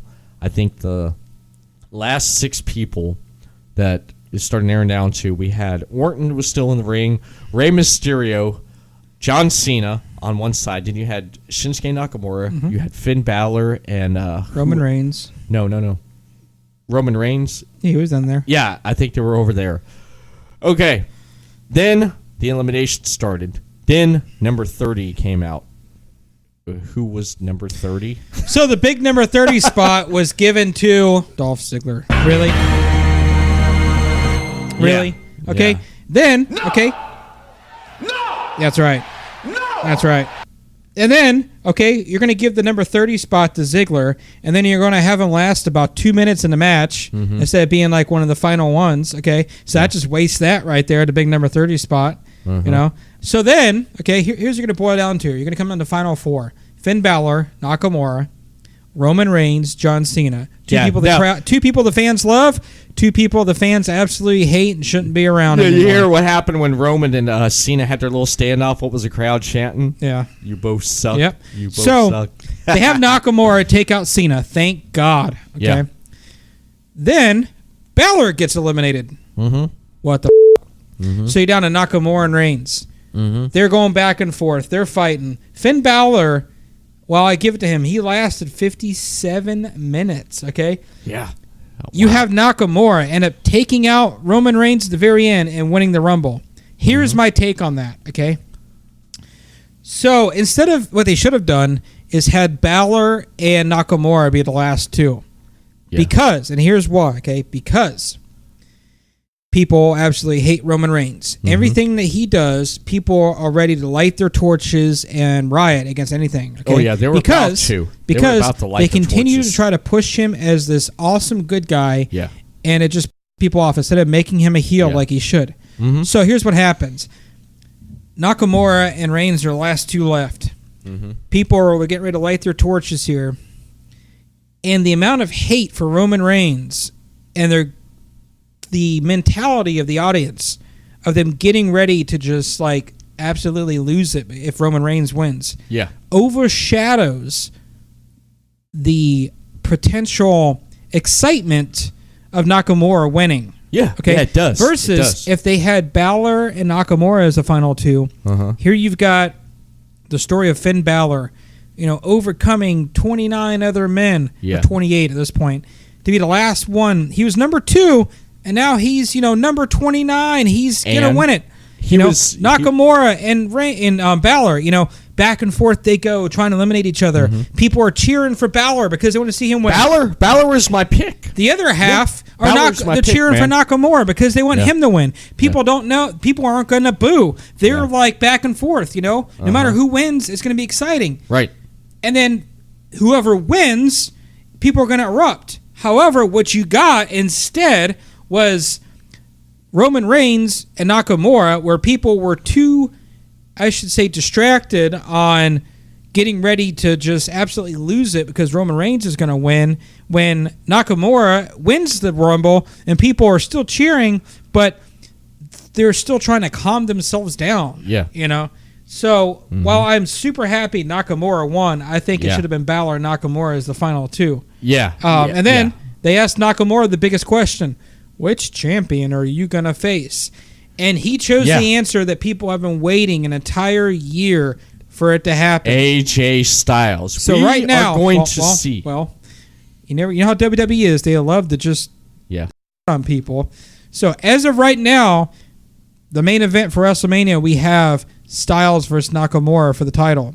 Yeah. Hopefully they do not change that. Please do not change that. Because the Fast Lane is the next pay-per-view for SmackDown. Do not make it a triple threat. Do not make it a fatal 4. Make it one-on-one. Styles, Nakamura. Please. Please do that. Please.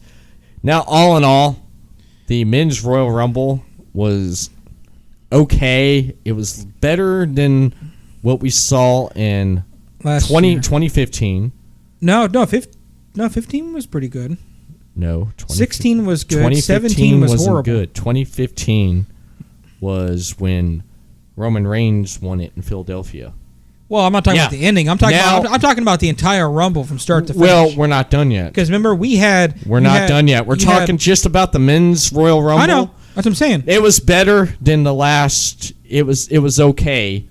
It was okay. It was better than 2015 and 2016. Because remember, 15, Reigns won it. Yeah, I'm not talking about just the winning part, though. I'm talking about the overall match from start to finish. Yeah. You had people. Remember, 2015. I see what you mean. You had Nash. Yeah. We had what? We had Goldberg. We had Undertaker. Come out. We had Lesnar come out. We had the Wyatt family. That was in 2016. Remember, Roman was the champion. AJ Styles. Yes. On debut. 2016. That was when Reigns. Who was 15? Let me see. 15 was when Daniel Bryan got eliminated early, and the place went crazy. And then Roman Reigns came out number 17.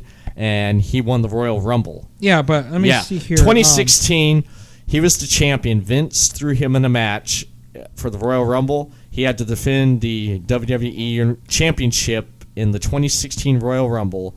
And whoever wins the Royal Rumble wins the championship. That's where Triple H came out number 30. Yeah, but I'm looking here to see about the...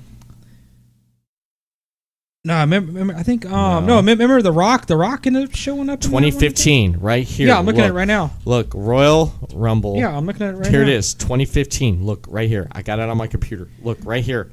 Here you go. Yeah, I'm looking at the entrance. Yeah, okay, right here. So we had that was when Bubba Ray Dudley made his debut back. Yeah, that was exciting. Here we go. See, Bubba Ray Dudley.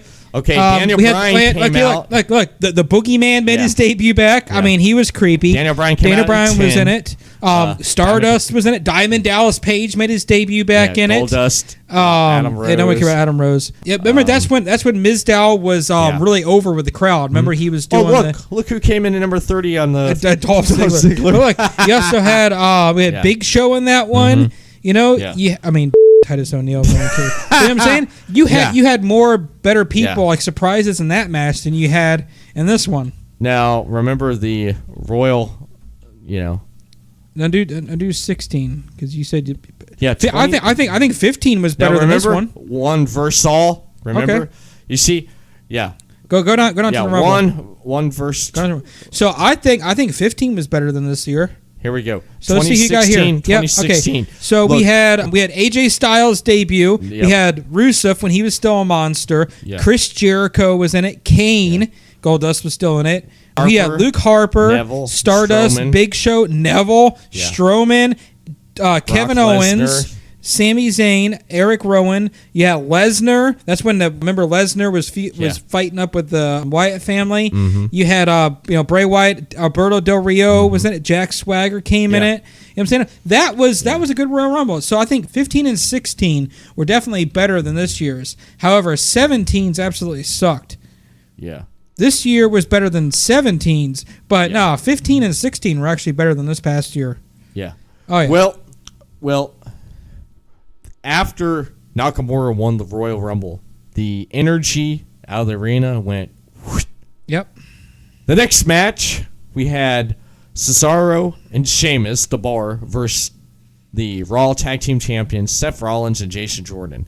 Now, let me say this. We said the only this before. double J in the business is Jeff Jarrett, not Jason Jordan.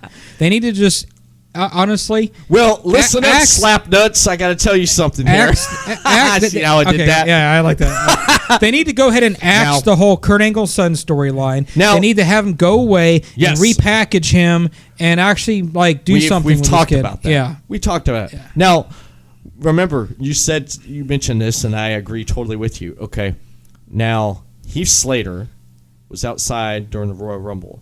What happened to him? He got clotheslined. Yep. And he laid out there for most of the match until he was eliminated. All right. Jason Jordan gets clothesline or headbutt or something. He lays out there the whole time. Yeah. Now, Sheamus during this match gets the same thing happen, and he gets right back up and gets back in the ring. So what they need to do is take Jason Jordan, put him in the tag team with Heath Slater, and you could basically beat him with one clothesline or one boot. Now, I figured since Cesaro and Sheamus got eliminated early, they were waiting. They were saving them for the tag team match after this. So that's what we got. The Bar ended up defeating Rollins and a crippled Jason Jordan. Crippled, yeah. And they got the tag titles. I figured that was going to happen, and it happened. All right. Then we move on to Brock Lesnar defending the Universal Championship against Braun Strowman and Kane. Now, I didn't like this match. Honestly, I didn't like the finish. This match I thought was great all the way up until the finish. I didn't think it was that great. And then I was like, really? That's it? That's it? You know? I didn't really think. I just honestly, yeah. I think what kind of hurt this match the most was Kane. Mm-hmm. Yeah, he didn't need to be in there. No, to be honest, you kind of expected Strowman to put Lesnar and Kane through tables. I mean, you expected it. To be honest, I didn't really care for this match. I thought that it was very sloppy, the way that they all wrestled and brawled with each other. I thought there was a few good moments, like when that knee to Lesnar from Strowman, that punch that they reviewed from Lesnar to Strowman. But in the drop he worked kick, him stiff, man. You saw that? You saw that? But you know Strowman what? worked Lesnar stiff. But here's the thing, though. He paid him back. But here's the thing, though. He paid him back about it. Honestly, I thought the match was very sloppy. I thought that there was some botched moves in there, especially when Strowman went to pick. It seemed too rushed. Kane up off the. Did it pin, not? Like Kane was going to pin Lesnar, and he picks him up off the ground and tries to deadlift German suplex. Yeah. Until they botched that, I think it was a mess of a match. Do you think they kind of went a little bit too fast with it? I think they did because I don't think they went too fast with it. It's just there were some spots that weren't planned out. I don't think it was too fast because when you have big powerhouses like that, you don't expect a long match. So it's good they kept it at the right time. Yeah. But I think just the whole match was kind of sloppy as far as the way they were hitting moves and selling stuff. It was sloppy. Right. Didn't really care for it. I think that if it would just been Strowman and Lesnar again, it would have been a little bit better. Yeah. I'm happy Lesnar kept the title because, you want to give someone that big WrestleMania moment where they beat, the unbeatable beast Brock Lesnar for the title. Where it's going. However, I really would have liked Strowman to finally capture it and have some sort of big match at WrestleMania with somebody. But I have a feeling that you're going to see Strowman Lesnar at WrestleMania for the title, which would be sick. They're planning. I'm telling you. I know Roman Reigns. I know Roman and Brock is going to happen again. I think they need Brock, Strowman, and Reigns in a triple threat, and just have Strowman destroy both of them and get the title. Yeah, he deserves to be champion. But then we can finally get rid of that the Samoan Roman Reigns. Apparently, want to be big boss man. It looks like The Miz is going to be feuding with Strowman at Mania. That Now, do you think this should have went on as the main event? But it's the first. They were promoting it as the first time ever women's Royal Rumble. But interesting fact though. Interesting fact. A few of these women had actually competed in the men's Royal Rumble previously. What? If you remember correctly. Remember China was in the men's Royal Rumble at one time. She wasn't in this one, but in China. Yeah. Beth Phoenix was actually in a previous Royal Rumble with the men, and so was Lita. Yeah, that's true. Okay. Number 1 was Sasha Banks. Number 2 was Becky Lynch. Time went on. It was like, who's going to show up? Number 5 was a surprise. We saw Lita.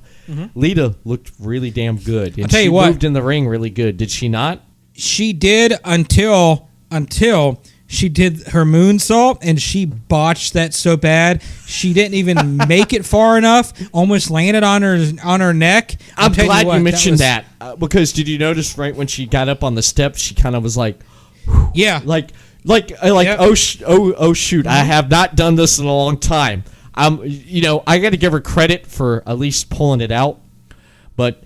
She did, and it was awesome to see just Lita. She looked good. She moved great.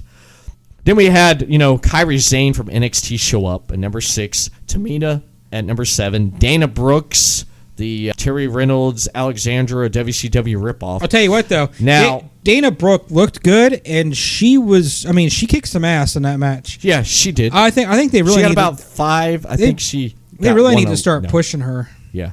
She did good. Now, here we go. Another, legend. I don't know. Tori Wilson showed up at number 9. Looking good for 40, man. She was 49. She's not 49 years old. She's 49. 40. No, she's 49. No, sorry. No, she's like 42. No, she's like 42. She's 40. She just turned 40. Are you sure? Yes, she did. I looked it up last night. I follow her on Instagram. She just turned 40. Look it up. I think While you're looking it up, I'm going to go back. It was Jacqueline. She's 49. Yes, Jacqueline. No, right here. Not 49. Here, 42. 42? Okay, for 42, she moves and does really good. However, you once again saw why women's wrestling is so much better than it was before because her wrestling ability just totally sucked. She didn't really do much, but you know what? Hey. I got to give her credit. I'm just saying you can see why it's the women are being pushed more because the wrestling ability of the women now versus back then when they were still like divas per se. I mean, you can see why they're pushing them now. Because it's literally night and day. It's night and day. Tori has about 2 or 3 moves, and that's about it. But you know what? That's all you needed back in the day. Yeah. But you know what? Still, it was good to see her in it. Okay, looking good and moving around the ring, great. Number 10, Sonya Deville. 11 was Liv Morgan. And number 12 was Molly Holly. Yep. Molly Holly. What do you think about that? I was impressed.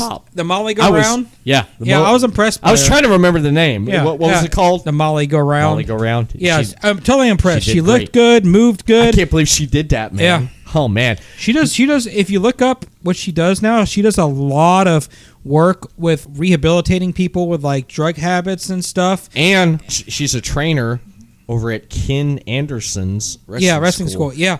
So she's a teacher. Yeah. She's a teacher. She's good. Yeah. Number 13, we had Lana. Yeah. Number 14, looking good and looking great and moving great in the ring. Another legend, Michelle McCool. Yep. And she got the Undertaker chant, She kicked ass and eliminated like half the women in that match. That was great. I know. She got 5 eliminations. Yeah.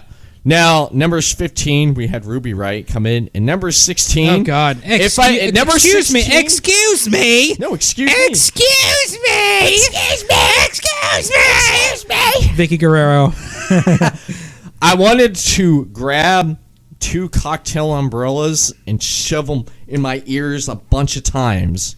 Because that was her gimmick though. That's why she was such a good heel. She only lasted 57 seconds. Well, half of that was walking to the ring. So, and then Carmella was coming out, and then she grabbed Carmella's briefcase and knocked her out. I'm gonna tell you right now, when Carmella got in the ring, she gave some legit like nasty super kicks. Yeah, like there was one when she kicked Ruby Riott, and toward the end of the match, and I thought she like legit like almost like knocked her out. Like Ruby Riott was like, "What?" I know. I thought she parted her hair differently after that super kick. Yeah. Super kick! Number 18, we had Natalia. Number 19, we have the only diva with two first and last name as a first name, Kelly, which didn't really care about. You want to hear something interesting? Yeah. When she was signed by WWE, she was signed at the age of 19, and she was number 19. I know. Number 20, we had Naomi. Number 21, we had who's 49 years old, Jacqueline. Yep. Well, Jacqueline, we love you. You're great. She did good. You and your big fake boobies. No, she had it looks like she had a reduction because I pulled up a picture of her from back in the day, and they were twice the size back in the day. So you remember? There's a pay-per-view out there. I think it was Capital Punishment. She's on the referee's shoulders, and there's also Well, there's another time. You remember the first time it happened? Her and Sable were in the first ever bikini contest. Yeah, and she was dancing, and when she was dancing, her whole boob popped out of her bikini. Oh yeah, I remember that. Yeah, yeah. Number 22 was Nia Jax. Nia Jax, man, came in as a dominant person. Yep. Because of her size. I'm glad they finally used that. She's dominant. She had 4 eliminations. Pretty good. 4 eliminations. Yeah. From NXT at number 23, the NXT Women's Champion, Ember Moon came in with her arm bandaged up because the previous and tried to take it to Nia Jax, which was cool. She was trying to take it right to her. Oh, yeah. Number 24, looking great. Another Hall of Famer. Famer came in. Beth Phoenix, the Glamazon. First thing she did, what'd she do? She went after Nia Jax, man. And then what? And then she tried to pick her up. After that? I'm trying to remember. Who'd she get in the face of? She got in the face of Sasha Banks? No. The person who trained her. Or she trained. The person she trained. Oh, Sarah Logan. No, right? It was No. Who was it? Natalia. Yeah, Natalia. They kind of shared a moment and stuff. Because no. You know what it was? It was Michelle McCool. Michelle McCool. Yeah. Yeah, that's right. Yeah. And I think Michelle McCool ended up, did she eliminate her? Yeah, she... Natalia eliminated her. Natalia eliminated her. Yeah. And then number 25, everyone's favorite pick to win it, Asuka. Number 26, Mickie James. Number 27, okay. Now it was funny. I'll wait till later on. Number 27. Yep. We saw the return of Nikki Bella. Number 28, I didn't know if this was true or not, but I was glad to see her. She looked good after having a baby, Brie Bella. Mm-hmm. Number 29, we had the hugger herself. Bailey. Yep. And number 30, and I looked over at Brittany, I said, number 30 is either going to be Trish Stratus or Ronda Rousey, one of those two. And guess who it was? Trish Stratus. Trish Stratus, okay? And what happened when Trish Stratus got in? We had a revival of something. Yeah. What was it?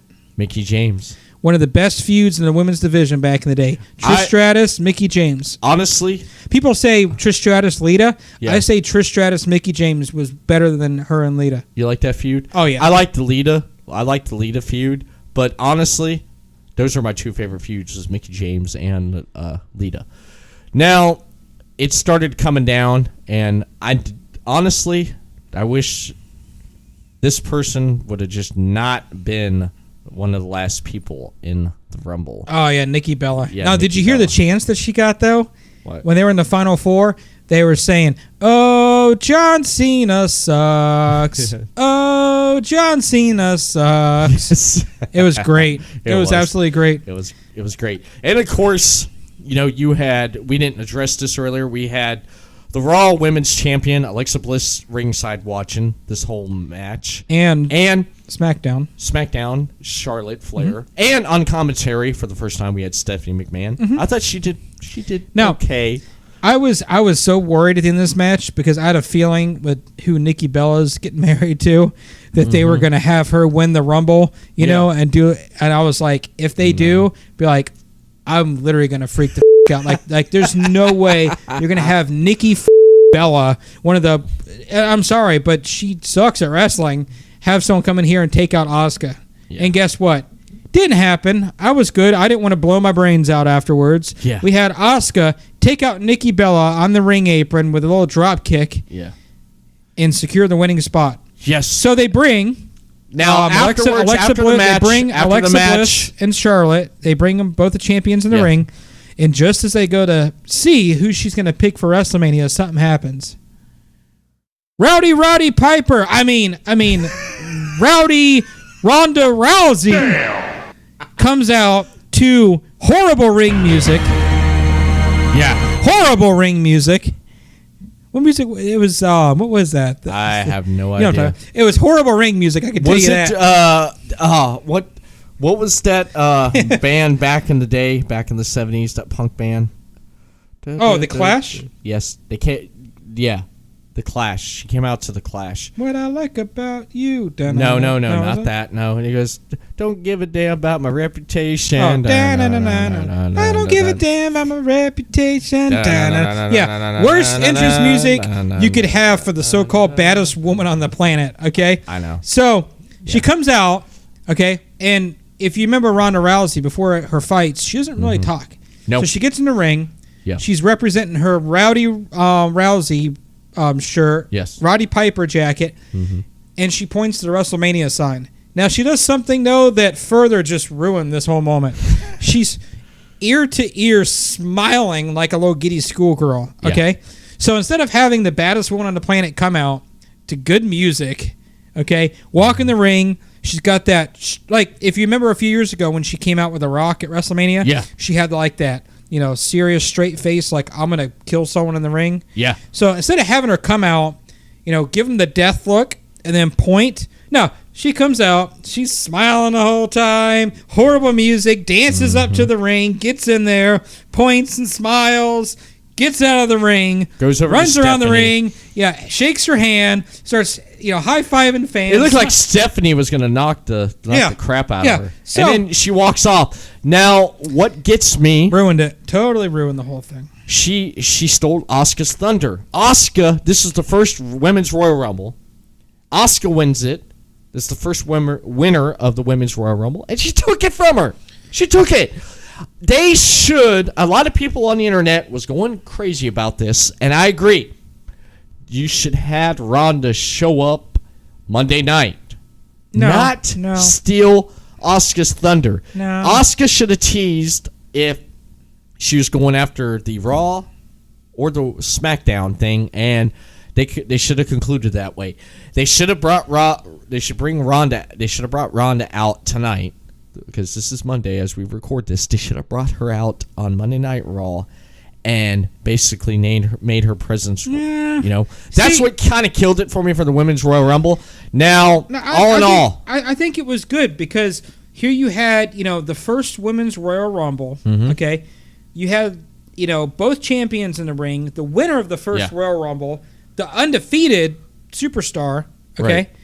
The first and only undefeated NXT Women's Champion in the ring, and then you bring out one of the most anticipated women's debuts of the year at the first big pay-per-view of the year. I think it was a good ending, as a good kickoff to WrestleMania. So it's like, well, what's going to happen? They leave it like that. Right. However, totally ruined the entrance music. Shouldn't have had her smile. I think they should have left it to where they're all standing in the ring and staring at each other and stuff, and then cut it off there. I totally think the debut was horrible, but I'm totally excited to see her actually in WWE and see what's going to happen. Yeah. Now, the one thing that I'm kind of chuckling about is I just have this feeling, and it would just be fantastic that whoever Ronda Rousey gets to fight at WrestleMania, because she's used to legit just like messing people up.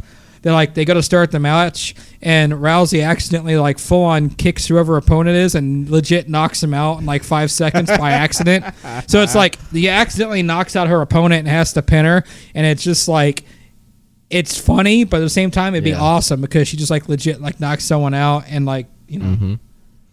Yeah, apparently she signed a deal with WWE, a full-time deal, which would be for several years. But didn't you hear something about 2 years? Yeah.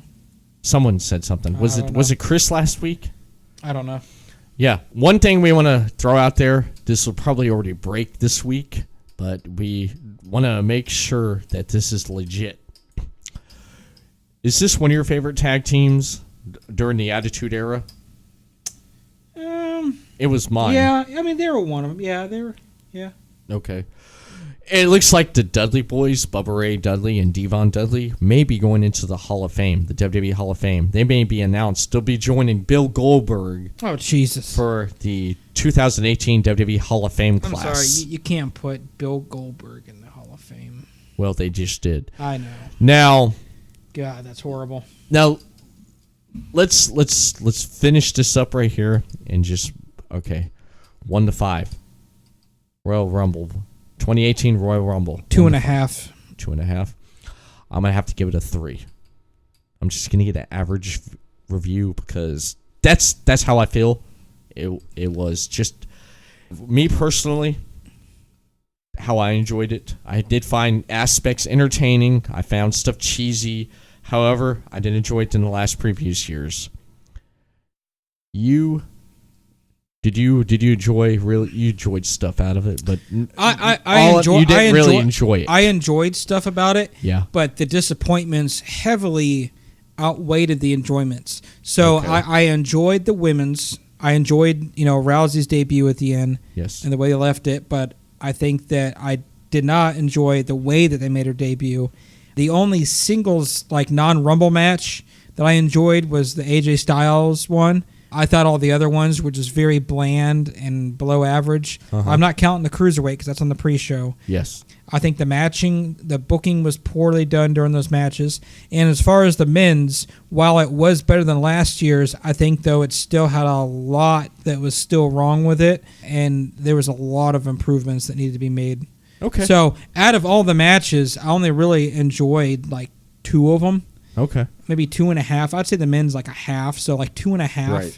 So, I mean, that's why I kind of gave it a 2.5 out of 5, just because, last year's was bad. But they had some good singles matches. Right. So that's why I gave last year's a 2. So this one's a 2.5. So. Okay. Yeah. Okay. All right. Well, I say 3. And to be honest, I actually enjoyed Wrestle Kingdom's Royal Rumble than I did better than the men's. We're gonna leave it as that. We've went on a long time. I knew this was gonna go out about this time because of everything going on. That's fine. It's the first big major pay-per-view of the year for WWE, and for us to cover for this year. And a lot of stuff has happened in other promotions too. So. Yeah, it's a good way to kick off the in the month of January here. Yes, with a good solid report. Yes, and there you have it, ladies and gentlemen. That right now is for your review of what's going on in wrestling in this week's in-ring report. I just want to say real quick that the next in-ring report to do, I'm just going to let everyone know that I would like to have a heavy discussion on my theory about wrestlers and modern day interviews and podcasts and how they're using those to further swerve the fans. But we'll do that next time. Yeah, we'll do that next time. But I just want everyone to know that we'll do that next time. So a little preview for everyone listening. Right. So there you have it, ladies and gentlemen. This is the in-ring report for this week. Going to take a break, and when I come back, going to end up finishing up some final words on this podcast. So I'll be right back. Do it! Just do it! No, what are you waiting for?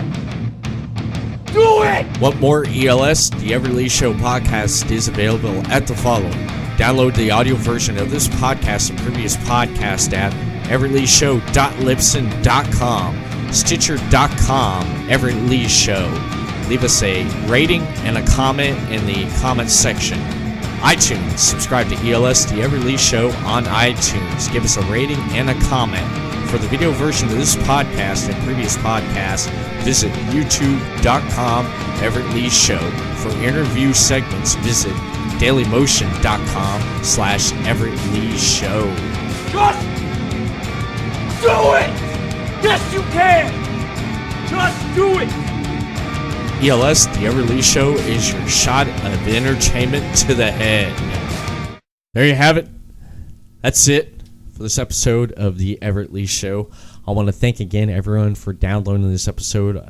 If it's on iTunes, while you're on iTunes, please give or some kind of rating and a comment. Let us know how we're doing. Stitcher Radio, download that app for your smartphone and tablet to listen to The Everett Lee Show. If you're online, you can leave a rating and a comment as well. EverettLeeShow.Libsyn.com. You can listen to The Everett Lee Show through Libsyn.